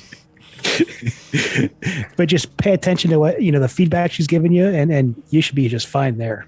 All right. So the problem is the feedback communication part, though, because I gave her a rose and some food, and then she said that we were in love, which felt like that went from 0 to 100 really fast. Kenna's not really the kind of take things halfway girl. If she kind of jumps in with both feet with her eyes closed, and she fully commits. So All you got to right. be prepared for that. So I got to be ready for commitment, is what you're saying. I think so.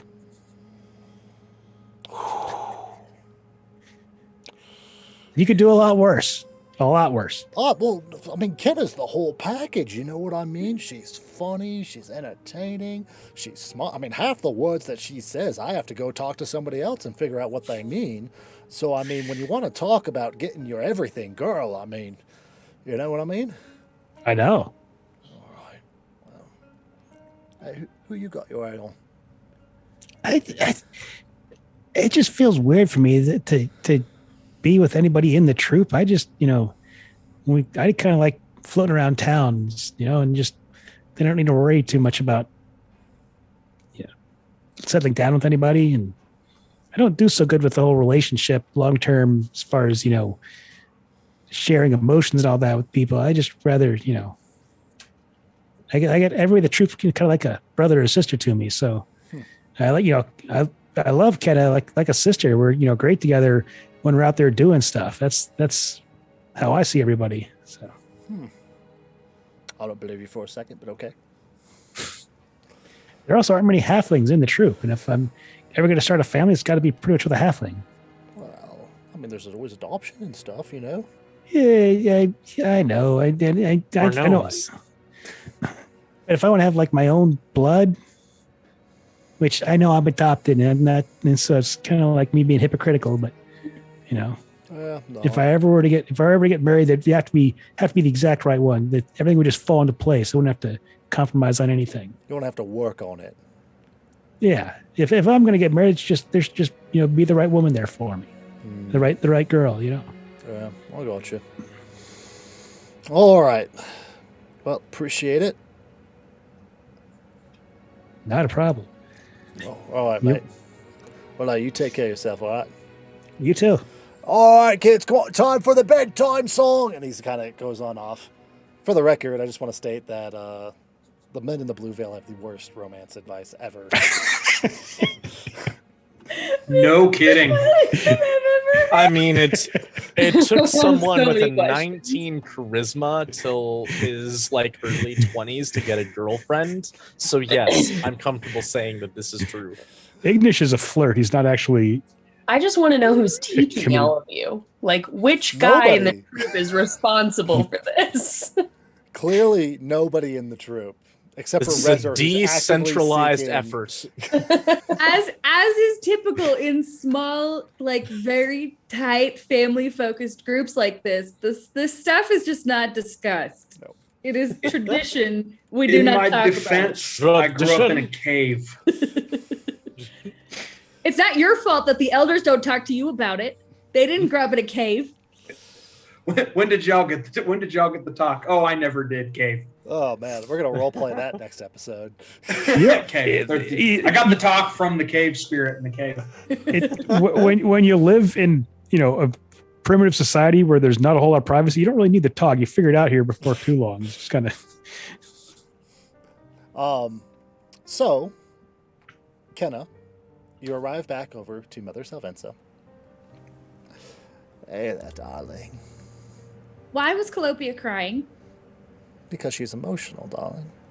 Well, yes, but what did you say to her? She wasn't crying over what I said to her. She was crying over something that she said. That is typical. I know you're very protective of your friend, dear, but you need to respect her space. I have been so respectful of her space. I haven't hugged her for like 3 days. Emotional space, darling. I have also been respectful of her emotional space. Kenna, I just want to let you know something to help out with your perspective. As I have gotten to see many things around the troop, you've been shoving Sayer and Calopia at each other, as if you were trying to get them to mold into one. Their love is something that is natural, and it will grow on its own. But they don't know that. And that's part of the growth. What about yours with Reza, your romance? How would you feel if your father was constantly pushing Reza at you? Well, I feel like that's hardly a fair comparison, as I am not Calopia's father. Mm-hmm. And maybe it's not a fair comparison, but I would recommend giving them a little bit of space to get to know each other. She's not my real dad. I wanted What to if one of your We are friends so was pushing Rezer on you? Freaking love this group. we have mad issues. No, I fine. I will burn the song I was writing.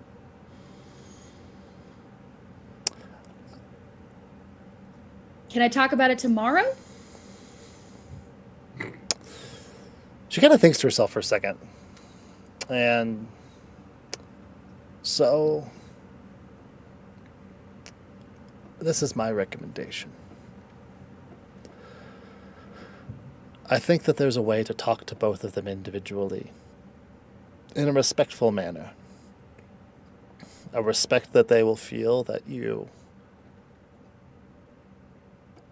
give them some space, but you still allows you to help them navigate their feelings. I think that is the issue, dear. Their feelings are there. It's like they're lost in a forest. But rather than help show them how to navigate, you simply grab their hand and pull them through. What will happen if you continue along this path is that they will end up somewhere and have no idea how they got there. And if they don't know how they got there, it might not end how you want it to.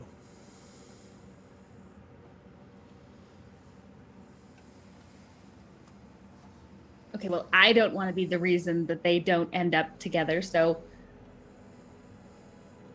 fine. I will wait until tomorrow to talk to them about it. How about start with talking to them individually? Being respectful and listening to how they are. And if they are giving signs that they do not want to talk, giving them the space that they deserve.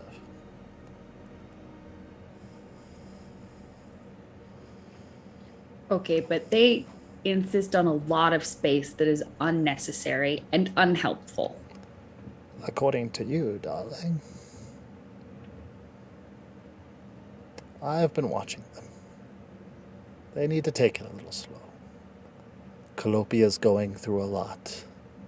She's changing a lot. Thrusting the change of a new partner is too much for her right now. Sayer has a burden that he doesn't understand, and that in truth I don't fully understand. There's something that he is carrying with him that he isn't aware of, and that I can't elaborate on, so don't ask me the question. But it is pushing them to their limits, and I am still asking more of them. See, I just don't want them to end up like my dad did, all alone with their feelings. I actually wanted to talk No one to you ever- about your father. Okay. Would you help me up? And she kind of grabs your hands and she kind of gets up and she holds on to your arm pretty tightly. And the size difference is pretty notable. You're a pretty small frame, but her small frame is even smaller as she holds on to you, almost like a child holding on to your arm. Let's go look at the fireflies for a moment. Okay. And you guys kind of walk off as the sun is setting. There's this nice twilight that's happening. And the fireflies are out as you guys kind of walk towards them.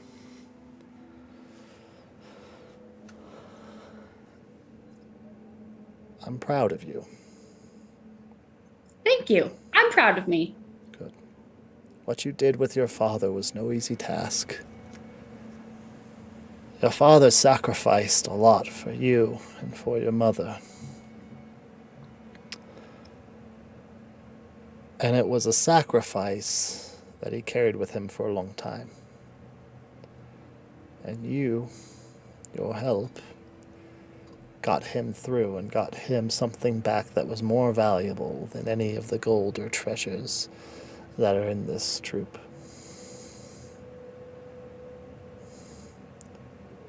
And you didn't second guess yourself one bit, did you? No, there wasn't really, I don't know, a different, what was I gonna do? Go to bed? Your father asked something of you and you went there. And you were willing to sacrifice everything for him.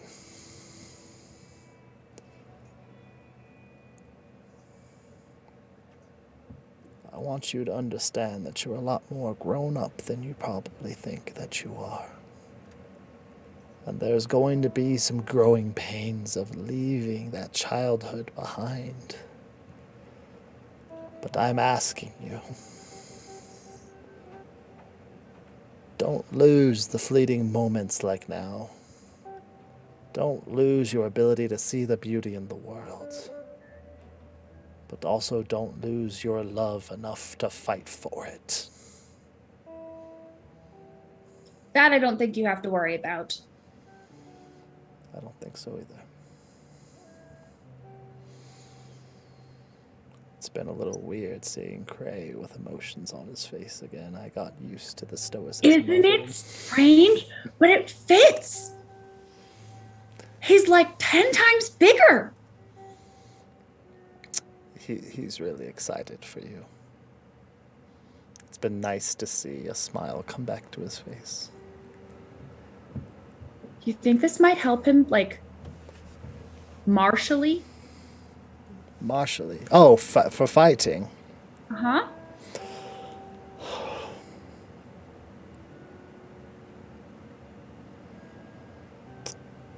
I don't think so. Oh. This is something that I think is specific to Cray, but I do think that in the past, his ability to act in the moment off of instinct without hesitance of emotion helped him. Are you saying I made it harder for him to defend the troop?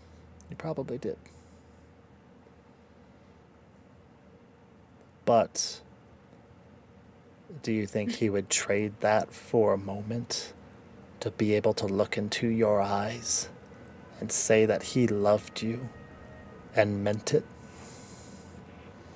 No, but the timing is just terrible for, everybody else.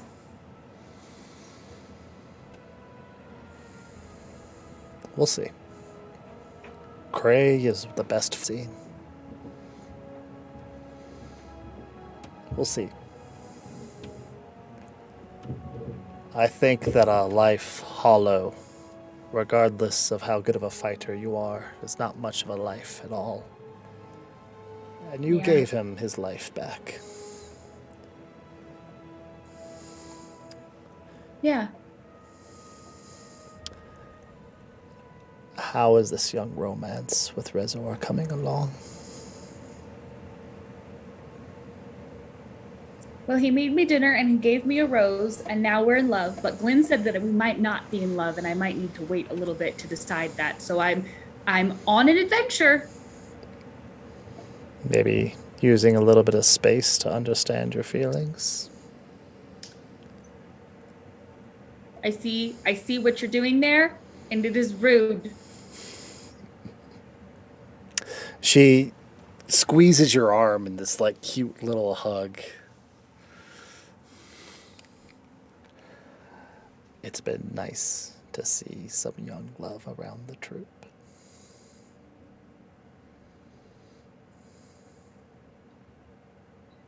It make things, I don't know, brighter. I agree. Even if it is weird and confusing. Mm-hmm. It will be. It will be to the end of your days.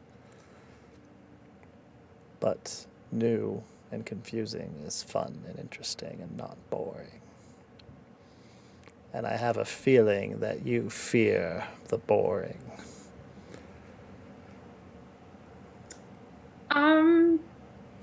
Well, I don't have very many good uses for it or ideas about what to do with it. So it is,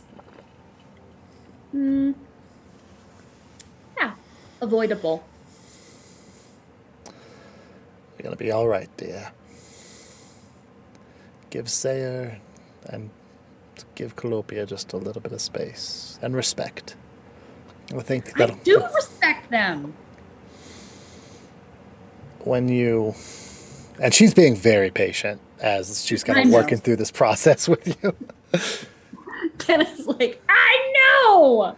And she kind of takes on a tone of directness and almost shrewness. Darling, you have not. I know patience is not one of your strengths. But if you give them the respect that they deserve, you'll be closer friends to them, and it will be easier to confide things in you.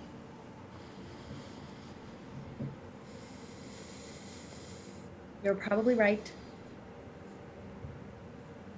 But I don't like it. Welcome to being a grown-up.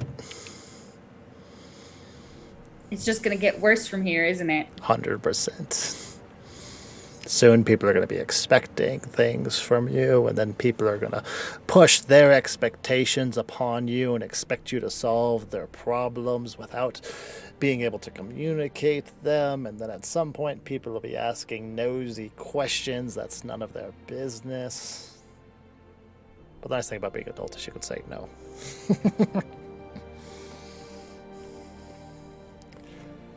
You're not selling getting older very well. No, it's all around just terrible. Well, you seem to be doing a pretty good job at it. I appreciate it. I'm definitely the best in the group at being old. Could you try to see how I die? Would you like to know that? Yes. She looks out at the fireflies and then looks back at you. Are you sure? Yes. Because then I can live like you and not worry about anything.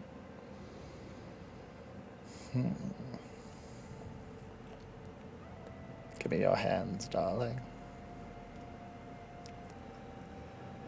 She takes your hands and she holds them open. And I get to pull up my tarot deck.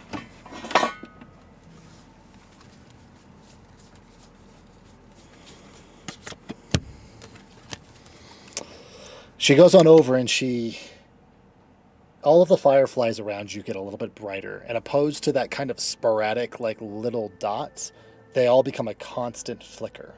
There's a good chance that anybody who would be on the outskirts probably see the same thing as you kind of look up and there's this light source up on the north end of the camp that it's hard to tell what's going on, but all of a sudden there's just all of these little dots of light that are constantly staying there.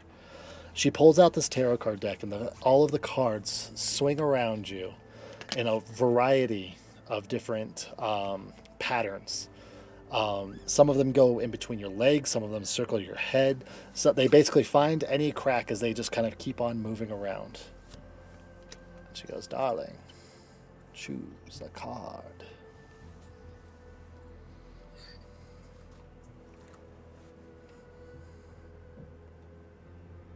That one. The card turns around, and it is the Fates.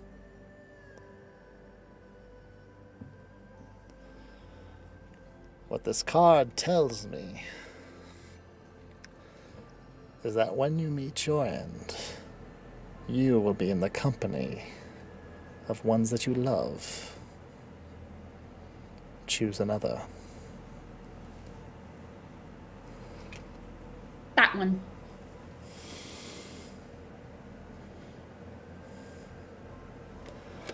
The key card tells me that one of the people that you will be with when you pass will be the key to your heart. Choose one last card. That one. This card tells me that before you die, you will inspire the masses.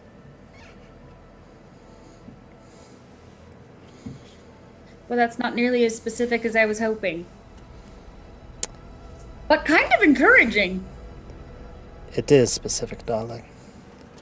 It tells you that before you will die, you will find the one who will hold your heart. It tells you that before you pass, you will have inspired thousands. And it tells you that before you die, you will accomplish a task that will change the world. If none of those things have happened, then it is not your time. Oh.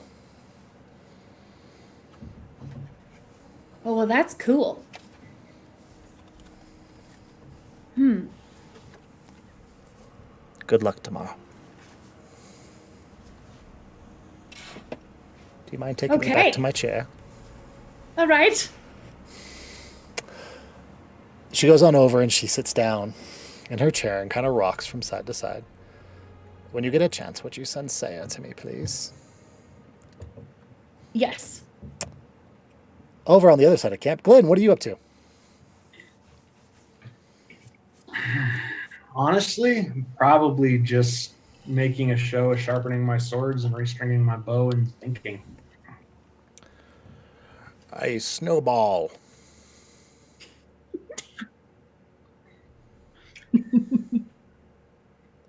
I'm telling you what, the person who called me that better sure be tough. Nah, I ain't tough. I just ain't quite scared of you. Sure that's a good idea. You can whoop me halfway up and down this carnival to Tuesday. But when I go get Cray, he's just going to whoop you. So it's up to you. I can't argue with that. I got a pig I need some help gutting. You mind giving me a hand? Oh, yeah. Should I bring my flensing knife or what? Yeah, go ahead and bring them all. Mine are all dull. Yeah, you got it. You see old Strem there as he walks on over and kind of leads you to this table that's been set up. There you see they have one one of the pigs, and he has most of the stuff on the, or most of the guts on the inside already out, but there's still some trimming up of fat and such that he needs a little bit of hand with, and it helps to have somebody to be able to hold open the carcass. He goes over and he holds open the carcass and kind of just shows you some of the places that he wants cut on out. He goes, "How's your day today?" It's all relative, right?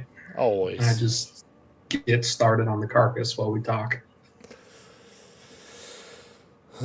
You doing better today? Define better. I don't know. You feel like you want to kill yourself? I've never wanted to kill myself. Well, that's good. Just wanted to understand why everything else seemed to want to kill me. And what's ironic about that is it keeps getting murkier and yet somehow clearer at the same time. Oh, we both know they just want to kill you because you're too good looking for this world. You know, the last several people who told me that then tried to kill me, so maybe I'll sleep with one eye open in my last night at camp, huh? You're trying to tell me that you don't already sleep with one eye open? I mean, I remember trying to learn how to do that. I remember trying to do that when I was a kid, and all that really resulted from it was that I was really tired. So, yeah. How's your team doing? Strong, determined, and as far as I can tell from my vantage point, an absolute mess. About what I would expect from a group of traveling nomads our age. Yeah, that's about right. That's what all the books said anyway. Remember, I was so excited to read. You kept trying to give me the stories that were to my level, and I blew through them as fast as I could so I could catch up with the other little ones. Yeah, it was annoying as hell because I like to be able to sit down and tell you a story, and you just wanted to freaking read a book. Language was a beautiful concept. I was so excited to learn. Well, I just want you to know that I was very insecure about my storytelling skills for a good 10 days after all that. Oh, grandfather, I wasn't not interested in the stories you were telling. I wanted to learn how to speak like you so I could tell you some myself. I understand. Perception. I understand perception a lot better than I did 2 weeks ago. Yeah. Hey, get this little piece right here. Yeah, I got you. A lot of good fat on that one. All right. This is a nice specimen here. Yeah, she's an old hefty girl, so she'll help keep everybody nice. Good amount of meat for tonight. We're gonna go ahead and we're gonna smoke her up overnight, so that way they have her for the road tomorrow. Oh, excellent. Well, if you want to slide a couple of streaks of bacon there in my pack, we wouldn't have to tell anybody. Old Brady said that you all would be heading out at first light, so you guys get first pick. We sure are. What all you heading out to go do?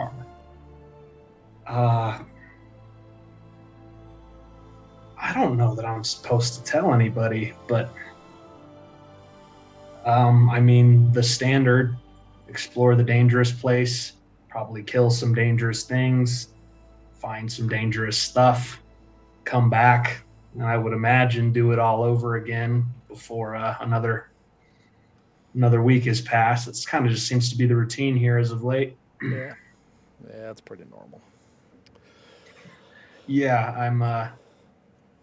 I'm getting that impression based on what I'm learning that this is normal. Y'all are filling some big shoes. Y'all never really noticed it because you guys were scattered throughout the entire caravan. But again, Borag, Cray, and Kalnassi carried a lot of the weight for the troop for a long time. Now you're going to be sharing that weight. It's a lot. If you want to know something funny, it's not those shoes I mind trying to fill. Whether or not I can fill them at all, I know Colopia, Ignish, Sayer, and Kenna, when she's a little older and has grown up a little bit more, I know they'll be fine. It's the other shoes that still don't fit so great, grandfather. You talking about the ghost type shoes? I'm talking about what I know that means, but that I don't know enough. You got any more visits from them specters? They're all around me all the time. It's just whether or not they're doing or saying anything notable enough to mention. That is something to remember. They are all around you all the time. There's only some of us, though, that are sensitive to them. Well, obviously, you being one of them. Mother Salvenza probably sees them, too, sometimes. Yeah. Thing is, Mother Sylvenza knows who she is. And I would imagine most of the other ones know who they are. And I don't so much. And not in any of the ways all those whiny kids in the books you got me used to complain about. Mm-hmm. Like, oh no, I don't know who I am, when really what they're saying is, I'm lonely and I want to learn how to mate. No, I don't know who I am because I was someone before, and I never thought it would matter. I never cared, you know? I feel like even the other members of my troop, even the other members of our group of the Zadis, they've had those same questions and they care, right? Callopia once cared so much, she went through hell at some mysterious magical mansion just to try to get some answers. And I have never wanted any. I'm just starting to get the impression that the answers to those questions that I never wanted to ask. Yeah, well, I think I was better off not knowing. And then my hair turned white and my skin turned blue, so.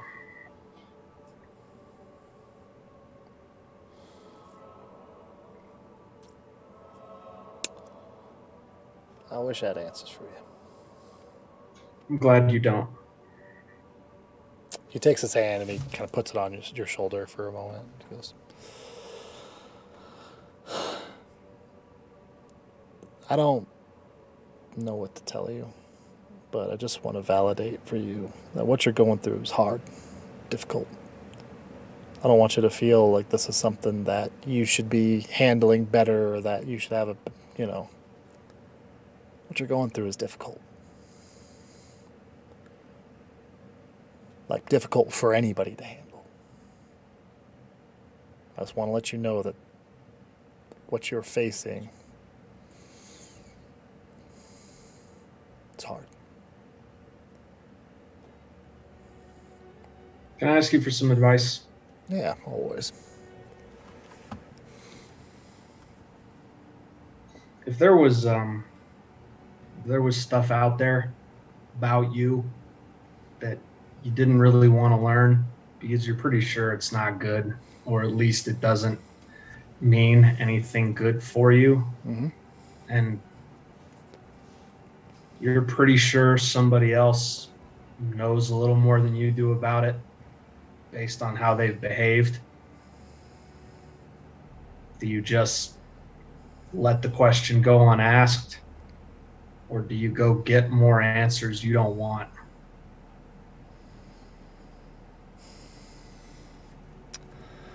Now, this is my personal perspective on life. That's why I ask. Yeah. If you're born a king and you suck at being a king, should you be a king?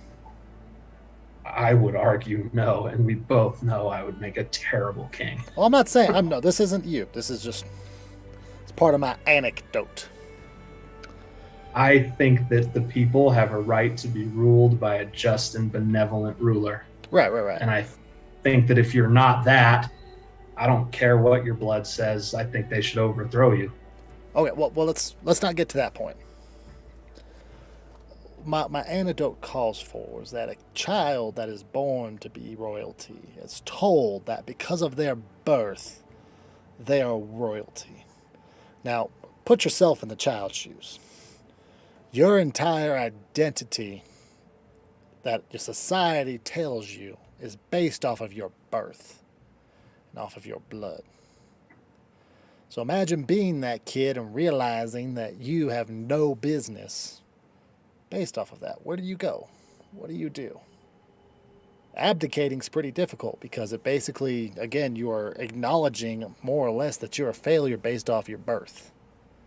I mean, if this is a metaphor for blood touch, you go join the Hanatas. Right.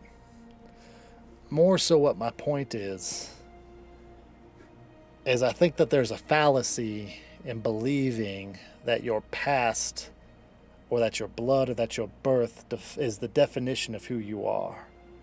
And I think that at some point there needs to be a perspective change in every young individual's life where they take ownership for their identity and that they determine what that is. So, if you have information about your past that you, and I think there's a limit to this, like obviously you kill a child or something like that, sorry, you're a child killer, like, that is how it is. But I think that there's a certain amount of leeway that each individual has that they get to distance themselves from their past and determine who they are going to be in the future. I don't think that you need to be Glenn the Wolf Boy your entire life. Oh, I don't have to be grandfather, but that's not what I'm afraid of. Because I don't understand, just like you don't understand everything. My point is that at some point you can determine that you're Glenn the Sword Master, that you're Glenn the Arrow Master, that you're Glenn the Bard. If you want to go on over and freaking join up with Grayson and Grelda and start playing, that is your decision on your identity. Now again, obviously, Yeah. you kill a kid, you're a child killer. But to my understanding, you haven't done anything in your past that would define you like that. From Do this we day know forward. that, grandfather? Well, let's play the game based off of what you know and what you don't. You don't know that you did anything bad, right?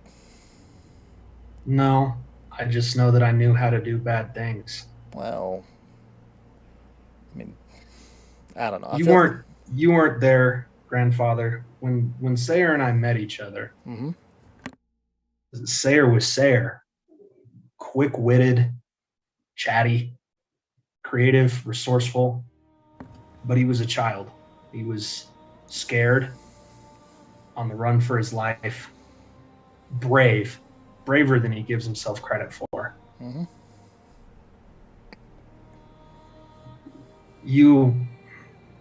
We've talked very, very little about what happened then, how I came into contact with you all, how Cray found me. All right. Well, when Sayer got kidnapped, Sayer looked for ways to run. Mm-hmm. Thankfully, we'd both be dead if he didn't run, and he wasn't so good at it. All right. That kind of resourcefulness, it made him who he is today. Mm-hmm. Somebody not to be underestimated because he knows the entrances and the exits. I didn't run, grandfather. I killed those men. Mm-hmm. I stabbed one with bone in the throat. I bit another one's nose off. I knew what to do. Mm-hmm. It wasn't just instinct. No young child is feral like a wolf. The question I have Mm-hmm. is not who Glenn Wither is or who he's going to be. I know who I am, and I know who I'm going to try to be. Right. But I was Glenn before I even met Sayer. I was Glenn back before I knew more than 100 words. Mm-hmm. And that's the Glenn I'm curious about. That's the Glenn that the ghosts seem to know. That's the Glenn that the spirit in the forest who turned me into this seemed to understand, if not know outright. I don't want the answers to these questions. I just feel like that Glenn is going to become important, and I don't want anyone I love to get hurt because he was from something terrible, a terrible family, a terrible background. I don't know. It's hard to put into words, I guess. And a lot of times emotions are not things that we can digest in just a few minutes. This might be something that you need to talk to somebody about over and over and over again until you're able to process it. Yeah. What I will say, I do think there's a large degree of forgiveness for children. So whatever feral, let's go and call him feral Glenn did, if he did do something horrible, if he did come from a horrible thing, you were a child then. You're a different person than where you were now between then. Do the Hanatas ever get to take any time to tie up their own loose ends? I mean, like going back in the forest, seeing where you came from. A very specific place. My whole life, I never wanted to go back to the cave where I lived, where all of my earliest memories are. But there was one memory of something. I can't even tell you what. It was so long ago, so hazy. Mm-hmm. I wasn't alone in the cave. And Spirits? who are Specters? not like the ones I talk to now. No, more substantial. It's hard to say because I don't know much myself, but I wasn't alone, and it was a she, and she had a voice, and she knew who I was, Mm-hmm. or on some level that I don't, because I don't remember. And it's weird that I don't remember because I was definitely old enough to remember. I was young, but I was old enough to remember. Everyone else has memories further back than I do. I don't know if that cave is where my companion, I don't even know if companion is the right word. I don't know if that's where she lived, but if it is, that's where she'll be. And maybe she'll give me a straighter answer than the ghosts or the specters who are trying to kill me. Let me make you a deal. I want you to take this winter, and I want you to take a little bit of time each day. I want you to think, and I want you to reflect upon that. I want you to work to try and process it. And if you feel like by springtime, when we hit the road again, you need that closure, I'll make sure you get back to that cave. It would ordinarily be a selfish ass, grandfather, but I'm gonna need to borrow Sayre. That's fine. It's not selfish to ask for a Band-Aid when you need it. This is something you decide you need. I'll get it for you. That's a deal. I don't want to cause any inconvenience. I'm just still, I guess, a little shook up by a ghost strangling me, and another one making my heart stop, and another one taking me on a ride and unlocking psychic powers in me. So that's three things that are really, really weird that I just guess I want some context before there's a fourth. And maybe the fourth is that I grow 9 feet tall and I grow big old ram's horns and turn into a bass. I don't know. I mean, then Rezzer would have someone to wrestle with, so... He would have someone to wrestle with, and I would take the crown, grandfather. I would be the champ. When Borag comes back, and he will come back, he would have some competition on his hands. You know, it sounds Thank you like... for listening. Of course. Sounds like you got the start of your own book, right? That's something you should try and do. Do it. I'm telling you right now. Write the stories of the specters and spirits of Glenwither. You think somebody who's known how to write for... Oh, don't give me that horse shit. You read almost every single freaking book in this camp. You figure it out. Oh, that's fair. I don't. Maybe somebody would actually be around to read it. All right, here, help me get this pig in the hole. Come on. Yep, I got you. I appreciate your time. Nice. I'm sorry for not being as I guess like water and stone as I used to be.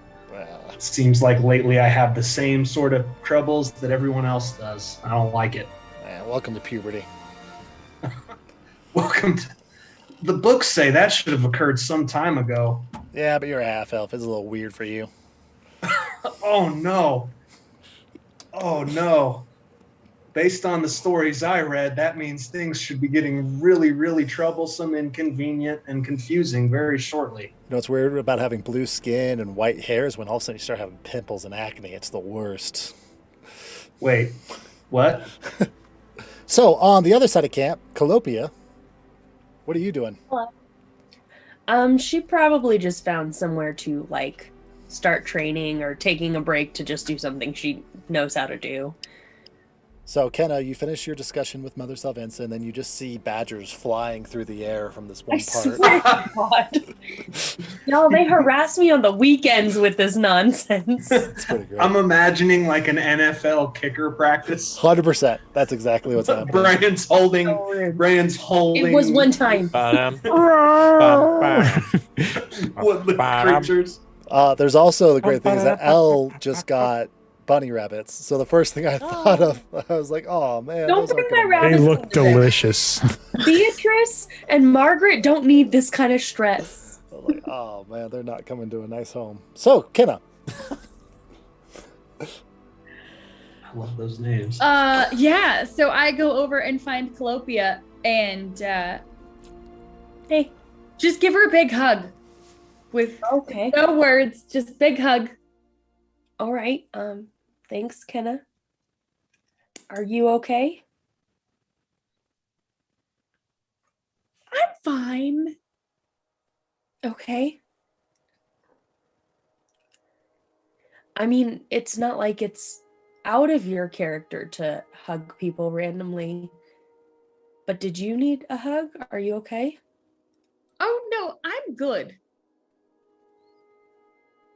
I'm just supposed to respect your boundaries, so I'm just gonna give you a hug and then let you continue whatever's happening here. You act like you've never trained in your life. But you don't need to do all that. Because if it's okay, I'd like to show you something. Yes! Oh my god. Thank goodness. Okay, but you cannot tell. Not yet. Okay. All right. And she'll kind of pull her back to her tent or whatever general living situation that they have. She's like, look, nope, I don't know what to say before just showing you, so.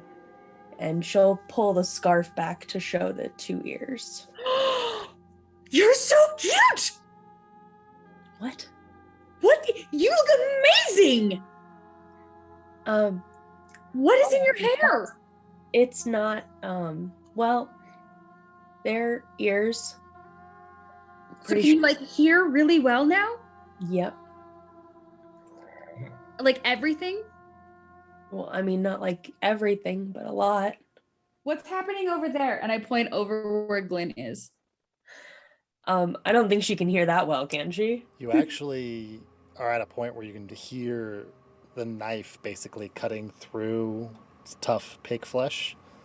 You can clearly hear the discussion that Strem and Glenn are having. And it is very like Superman overwhelming, like too much, a little bit sensory overload.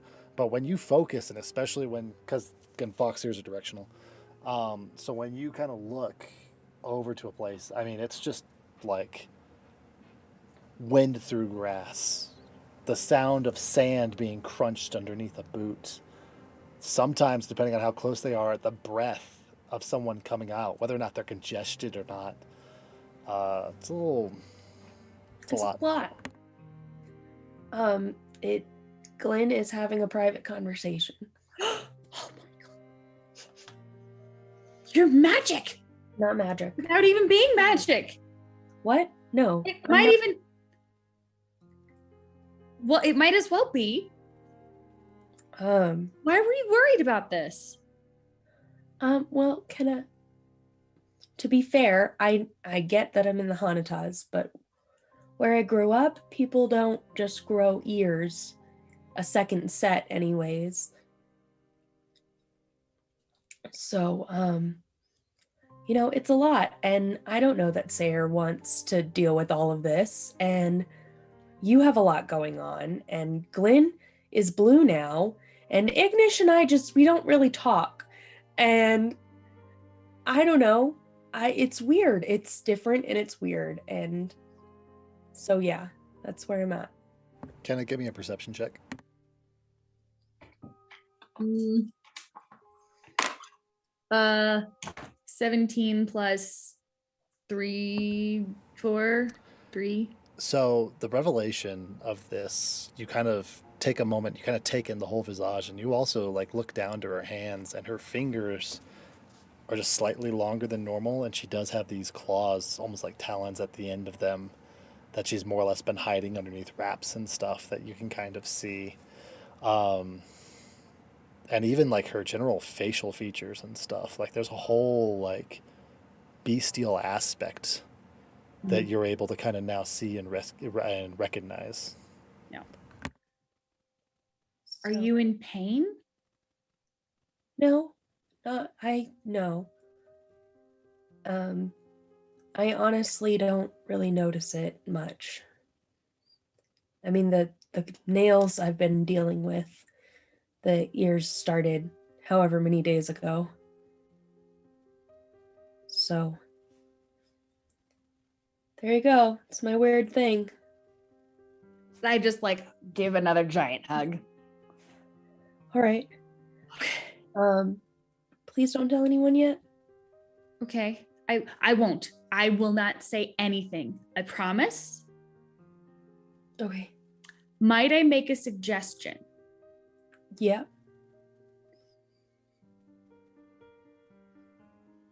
Sayer thinks he's an outcast because of how he looks. Yeah. So he might understand exactly how you feel. I want to tell him. Stuff's been weird, and we're really new, and I don't know. It's a lot. And I kept trying to find a moment too, but with how we've been traveling, there's not a lot of private time. That's fair. So I'm gonna tell everybody. I need some time to do that. That's okay. I will not say anything until whenever you want to say whatever you want to say.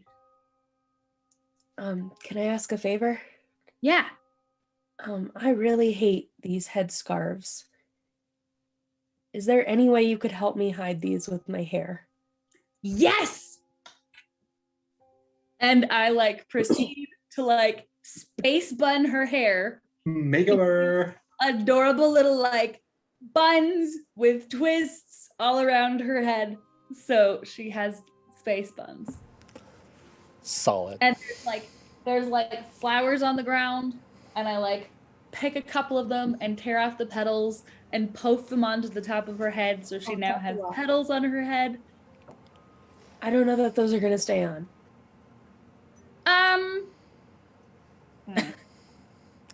So as what I feel can like only there's gonna great potential, assume, y'all, in a Netflix series here.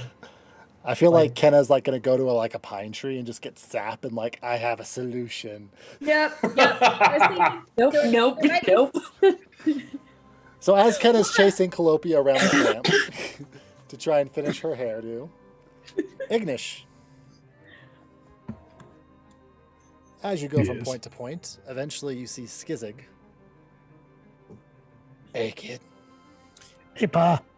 how you doing? All right. I got put in charge of a mission, so I got to collect some stuff. All right, you ready for it? I think so. We'll find out. All right. You doing all right? Yeah, I'm doing all right.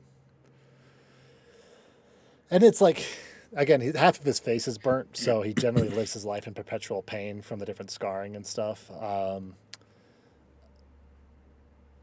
And he just generally has this real scowl on his face. But he kind of looks up and goes,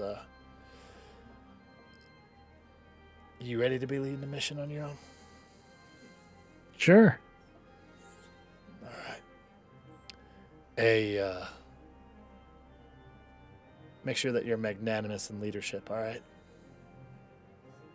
All right. People seem to think I won't be. What? You're Yeah, you're getting good. Vesti and I see it a lot. You're definitely better than old frickin' Fizzle over there. We worry, though, because if you don't respect the Everflow, it'll come back and it'll get its due. We're just worried for you. It's the way we are with any of the magic users of the camp. It don't take much for something to go real wrong. I don't want you looking like me. Understood. Though I gotta say, you're looking pretty good right now. Yeah, I appreciate it. I mean, Ma likes scars. Most girls do. So. Oh, your moth thinks that's very sexy. It's definitely something that I got going for me. Yeah, that's enough. Speaking of which, where's Vesti at? Go get a little midnight rendezvous going on. See you later, Pa. Ah, Wait, let me talk to Pa first. Gotta get some ink and stuff. Then you guys can have some alone time. Let me. all right, you take care, kid. All right. Sayer, That's enough. Yes. I'm assuming at some point Kenna found you and sent you over to Mother Savenza. Is that true? Did Kenna sometime do that? Sayer, hi. Kenna, Can I just hi. give him a big hug? Oh, I respect you, and also think you're amazing. And am sorry if I have ever not respected you. And also, Mother Savenza wants to talk to you.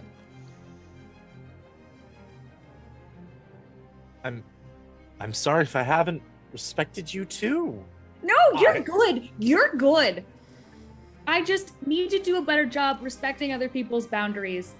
And I just care a lot. And so I don't, because I don't trust other people to do what they need for them, because they don't usually understand their own emotions. And I tend to see what they need, but they don't understand that. So I should just stop telling them. So yeah, you're fine. Oh. Thank you. I appreciate you, Kenna, and how much you care.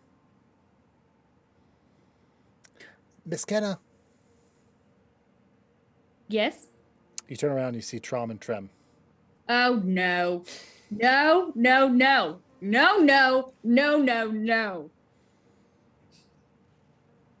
And you see Trom pulls out a red rose behind his back.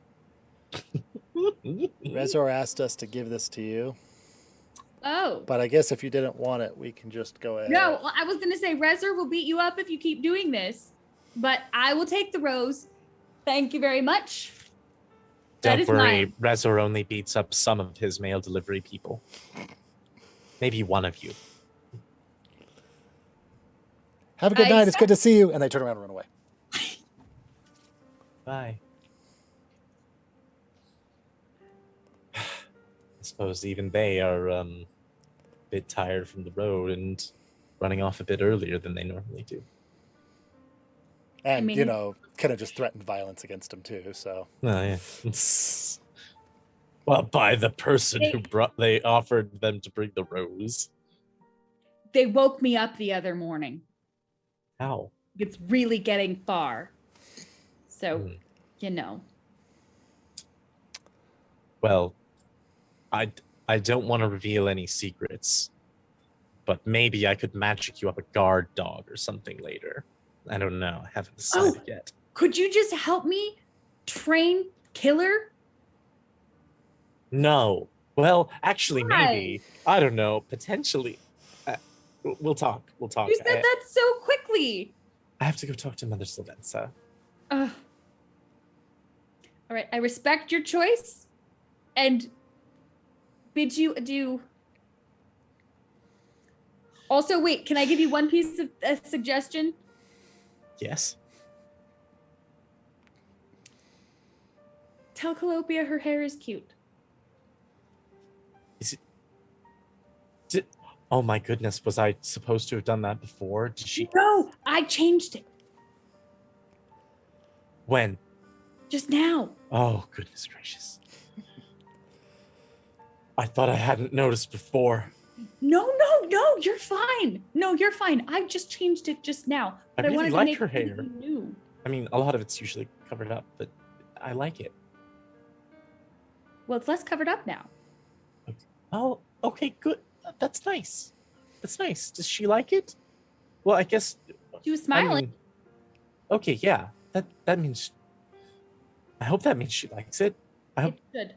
Okay. All right. I've got to go. Thank you, Kenna, for the heads up. You're welcome.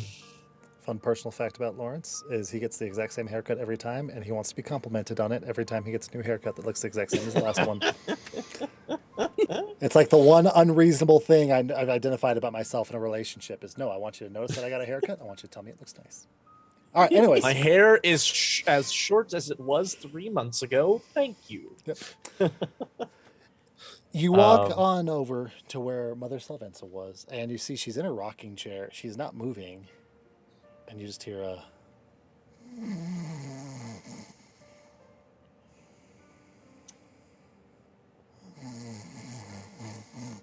I'll sit down. Just like kind of hang out for a minute. Just passed out. Okay. Okay, does she have like anything that looks like it should be put away? No, she literally is just sitting in her chair motionless, like she was like talking to someone a moment ago, and she has like her normal quilts and stuff on her, and is just passed out. All right. Well, I'm caught between a rock and a hard place here. I imagine she wanted to talk to me on the eve of some terrifying thing that we're going into. It might have been important. On the other hand, this is an old woman who has fallen asleep. She was recently in a coma, and we're heading into God's know what. I kind of want to let her sleep. Are you having this discussion with yourself aloud? Okay, but like maybe quieter. Like, okay. Because I feel like Dan in real life he does starts, that. Yes. I don't know what to do with myself sometimes. But I'm actually gonna like pull my bag around and start like looking down into the bag and check. And if Mr. Mustachio is there, I'm just gonna start talking very quietly to him. I'm stuck in between a rock and a hard place. I like how you've taken the weirdest option out of everything that you have. It's like either let her sleep or wake her up. No, I'm going to sit here and talk in front of her to my freaking dimensional slicker. Yes. Sometimes a man needs to seek guidance with his trans-dimensional ferret. Mr. Mustachio, as you pull your pack up and open, you see has gotten into one of the bags of nuts. And That's he okay. has a straight-on food baby from apparently lack of self-control. And you like peer in on him and you see him and he's just like, Sir, you are this extraordinary thing. You are this beast of incredible power. You have had experiences that I could only dream of. What power have these nuts over you? No, you can't. You can't hold anymore. Can you blink it out of your stomach? Can you send it to another dimension? It kind of goes. He goes on over and like rolls over and like gets to the edge, and every movement is so awkward, like a pregnant woman like walking as she has to waddle around. Is basically what Dustin was. And he looks up at you, and then he kind of looks over to Mother Salvenza and disappears, and then he reappears on Mother Salvenza's shoulder as he goes over and takes his tail and tickles right underneath her nose. At which point you say, They are. Is he hanging out there, or did he pop back? No, he popped back. Okay. How are you doing? I'm fine, Mother Siphons. Thank you for asking. I'm sorry to be keeping you up so late. Oh, I needed to talk to you. Sometimes during the low periods, though, catching a quick nap can help rejuvenate the soul. Would you like me to help you walk over to bed while we talk? Oh, I like being able to sit out here and to watch as Lunios and Vixen come over the horizon. Right, whatever you'd like. I have 2 things for you, Saya. First is this. She kind of reaches underneath her quilt and she pulls out this thick leather-bound tome. Okay. She hands it over to you. I understand that you have made an acquaintance with the Sealy Court of the Feyari. I have been very much not telling anyone about that because they asked me not to. Oh, I'm aware. The Feyari have a certain amount of respect for certain individuals. Yourself, obviously, and worthily among them. Mm-hmm. She dropped it off with me as you were in the Temple of Jinx, a place which she was not able to tread. I'm assuming you know who she is. I mean, not just like who she is, but and he kind of like looks out behind him. Mm-hmm. Who she is. It's not my first time meeting her. Before? Mm-hmm. Long before she met with you, I've met with her. Not under the same circumstances, but I've had many communications with powerful beings of this world, and the Feyari are an interesting lot, to say the least. She was one of the more pleasant that I have encountered. She'd be my second favorite, I say, nudging my backpack a little bit. She wanted to let you know that you're doing a good job, and that this book will help you with your magics and controlling them. I open it up, observing that it has a couple of spells at the beginning, but most of them are blank. Mm-hmm. Room to grow. Room to grow. Well, I'm in no position to turn her down. Thank you. Very much appreciated. There's something else in there that you might not have seen. Pull it out again. As you flip through the pages, you get to a back one, and there you find a massive, bright red leaf, perfectly pressed. That is a boon of the Summer Court. What sort of boon? It's essentially a favor from one of the arch fairies.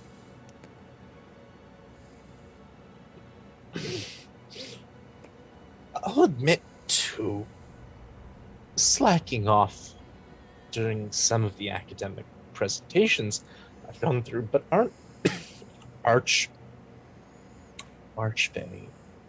something of a big deal? Not only are they a big deal, but they are extremely dangerous. The Fae, which you must understand, observe the letter of an agreement. They do not observe the spirit of it. Making a deal with one or making a request of one, for instance, for safe passage, may say safety for you, but not for your group. Maybe Yes. safe passage through a short part of the wood, but they neglect to tell you that on the other side of the wood is a bog that is more dangerous than the wood itself. As Yes, well well, as when asking or making requests of them, you must not insult them.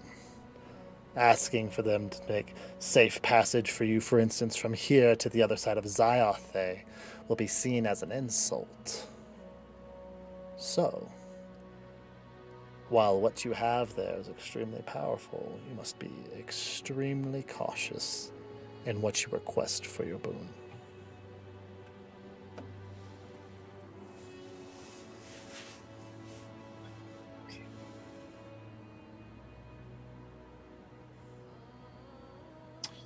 right. Okay, yes. I mean, I worship a god of tricks and pranks. I should be good at wording things specifically enough that I can't get pranked. Be careful, Saya. That's all I'm saying. Yes. So, I need to talk to you about something else.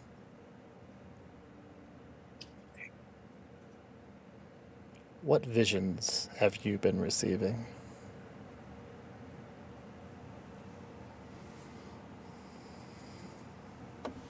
Various ones. Are these dreams or are they visions?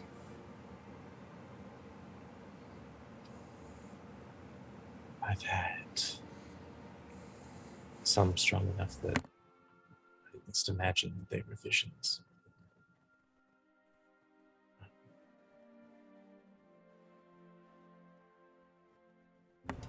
There was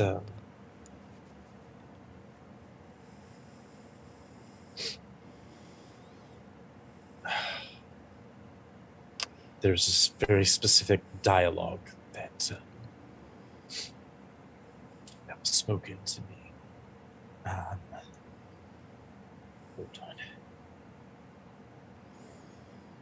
So I'm asking you this because the sight and other portents of immeasurable power are normally passed between females. You're the first time that I've heard of a male having something that sounds similar to the sight.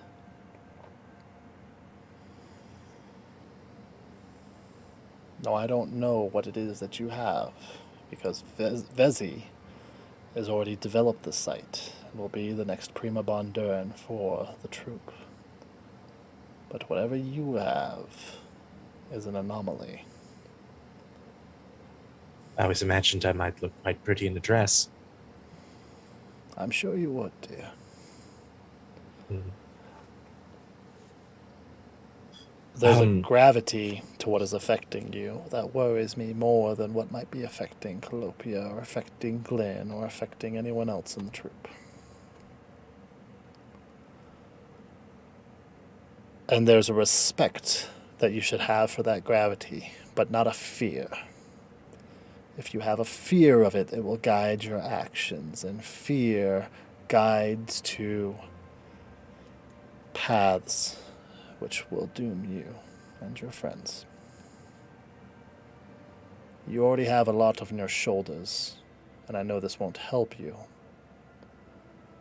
But I'm telling you, Saya, wisdom is something that you need now more than ever.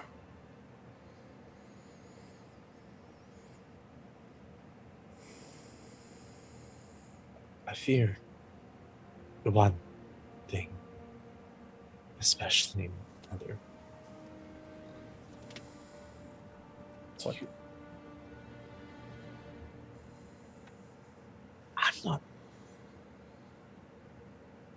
I'm not why they're here, right?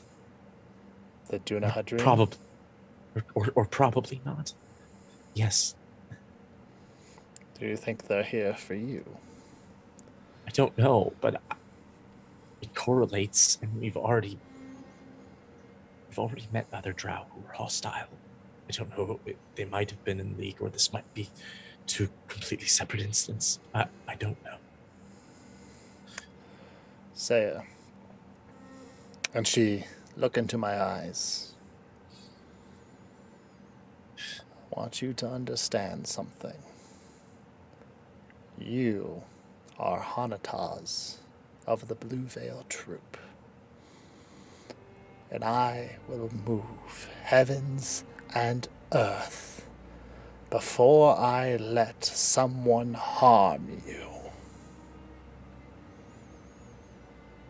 And I can speak on behalf of the rest of the troop that you, regardless of what you look like, or where you may have come from, or where you may have been born, are as much blood to me as you were if you were born of the same mother.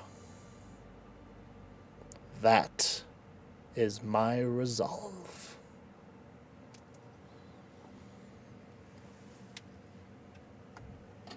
I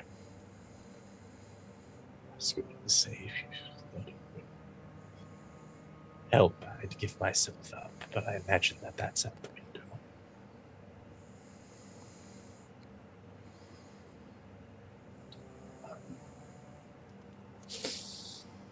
Thank you. I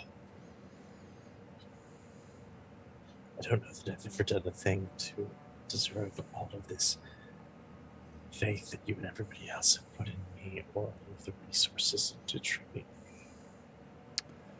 That's the thing about love.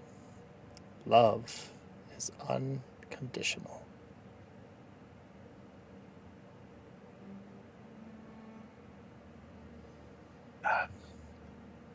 Come on, dear. Come on. Okay. All right. Come on. Until he'll go after the hug. She's frail, but she has a power about her. A power that you can sense on this magical amount that it just warms and you just feel it. Now, I hate to break this up, but I need you to go ahead and draw your swords and do the thing that you do. All right. Which one?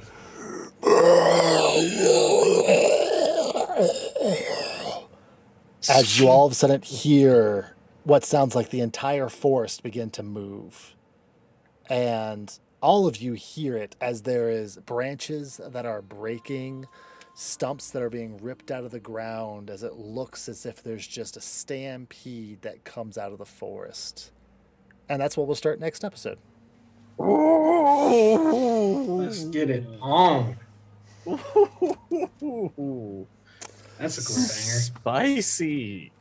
Let's see. Spicy. I have a handout to show Tamales. you all. It's pretty great. Ah. You were about to throw combat at us, and I was like, "What? We have been role playing so well. What are you talking?" Such a good Our job, little Lawrence. heinies off. Thank you, everybody, for joining us. Thank you so much for the subscriptions. We had huge subscriptions from Dead Levins, Lady Hawk, and I think a couple others that I probably missed. You Couple can new see- people. Oh, a couple new people. Thank you so much. You can actually see Lady Hawk actually already had a lot of her hype boss health already taken out. So such a good job, everybody. Great job, roleplay all around. And just because, we took a long break and stuff, and I'm about to throw the kitchen sink at you all, let's go and give out some Guru rewards. Oh, goodness Word. gracious. Oh, yeah, 100%. All right, Dan, Ah, how would you like Flowmaster? When you I use have this a reward, you duplicate a first level spell, thereby casting it twice simultaneously without spending a second spell slot. now, hold on. We need to clarify something. Go for it. If it is an ongoing status, is it affecting them doubly? Can you give For me instance, And he cast two Hex. hexes. Yeah. yes. Oh my god. That's disgusting. That's something that I assure you Alphidius didn't think about when he did that one. Oh. Imagine if you got Okay. haste up twice. Ah. Don't tempt me. Don't tempt me Chloe, to hold it until I can get haste. Yeah. let's do advantage on an attack roll. Cool. Glenn, Yep. go for the throat. Ooh, I like this one. When you use this reward, you may take a -3 penalty on your next attack roll on your next attack roll. If you hit, add +5 of whatever damage type the attack caused to your damage roll. This must be played before the attack roll is made and is not doubled by critical hits. That's a lie. It is doubled by critical hits because YOLO. Excellent. All right, Miss Chloe. Ooh, not Chloe. Sorry, my bad. L.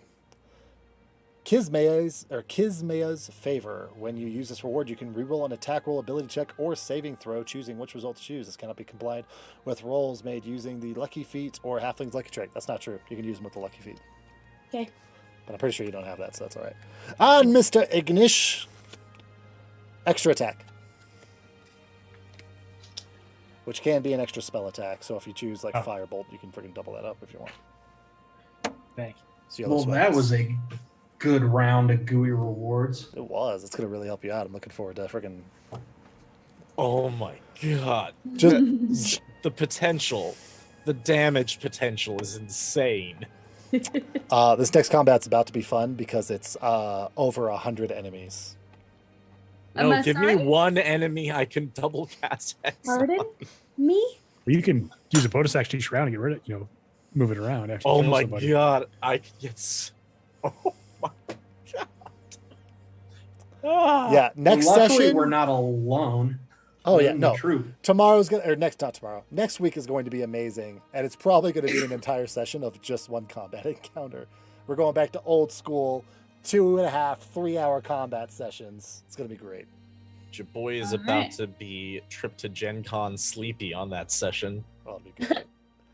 All right, hey, ladies and gentlemen, thank you so much for joining us. If you are going to Gen Con, make sure that you are staying safe. There's been a lot of different people getting sick from the different cons, so make sure that you're washing your hands, masking up, and socially distancing when able.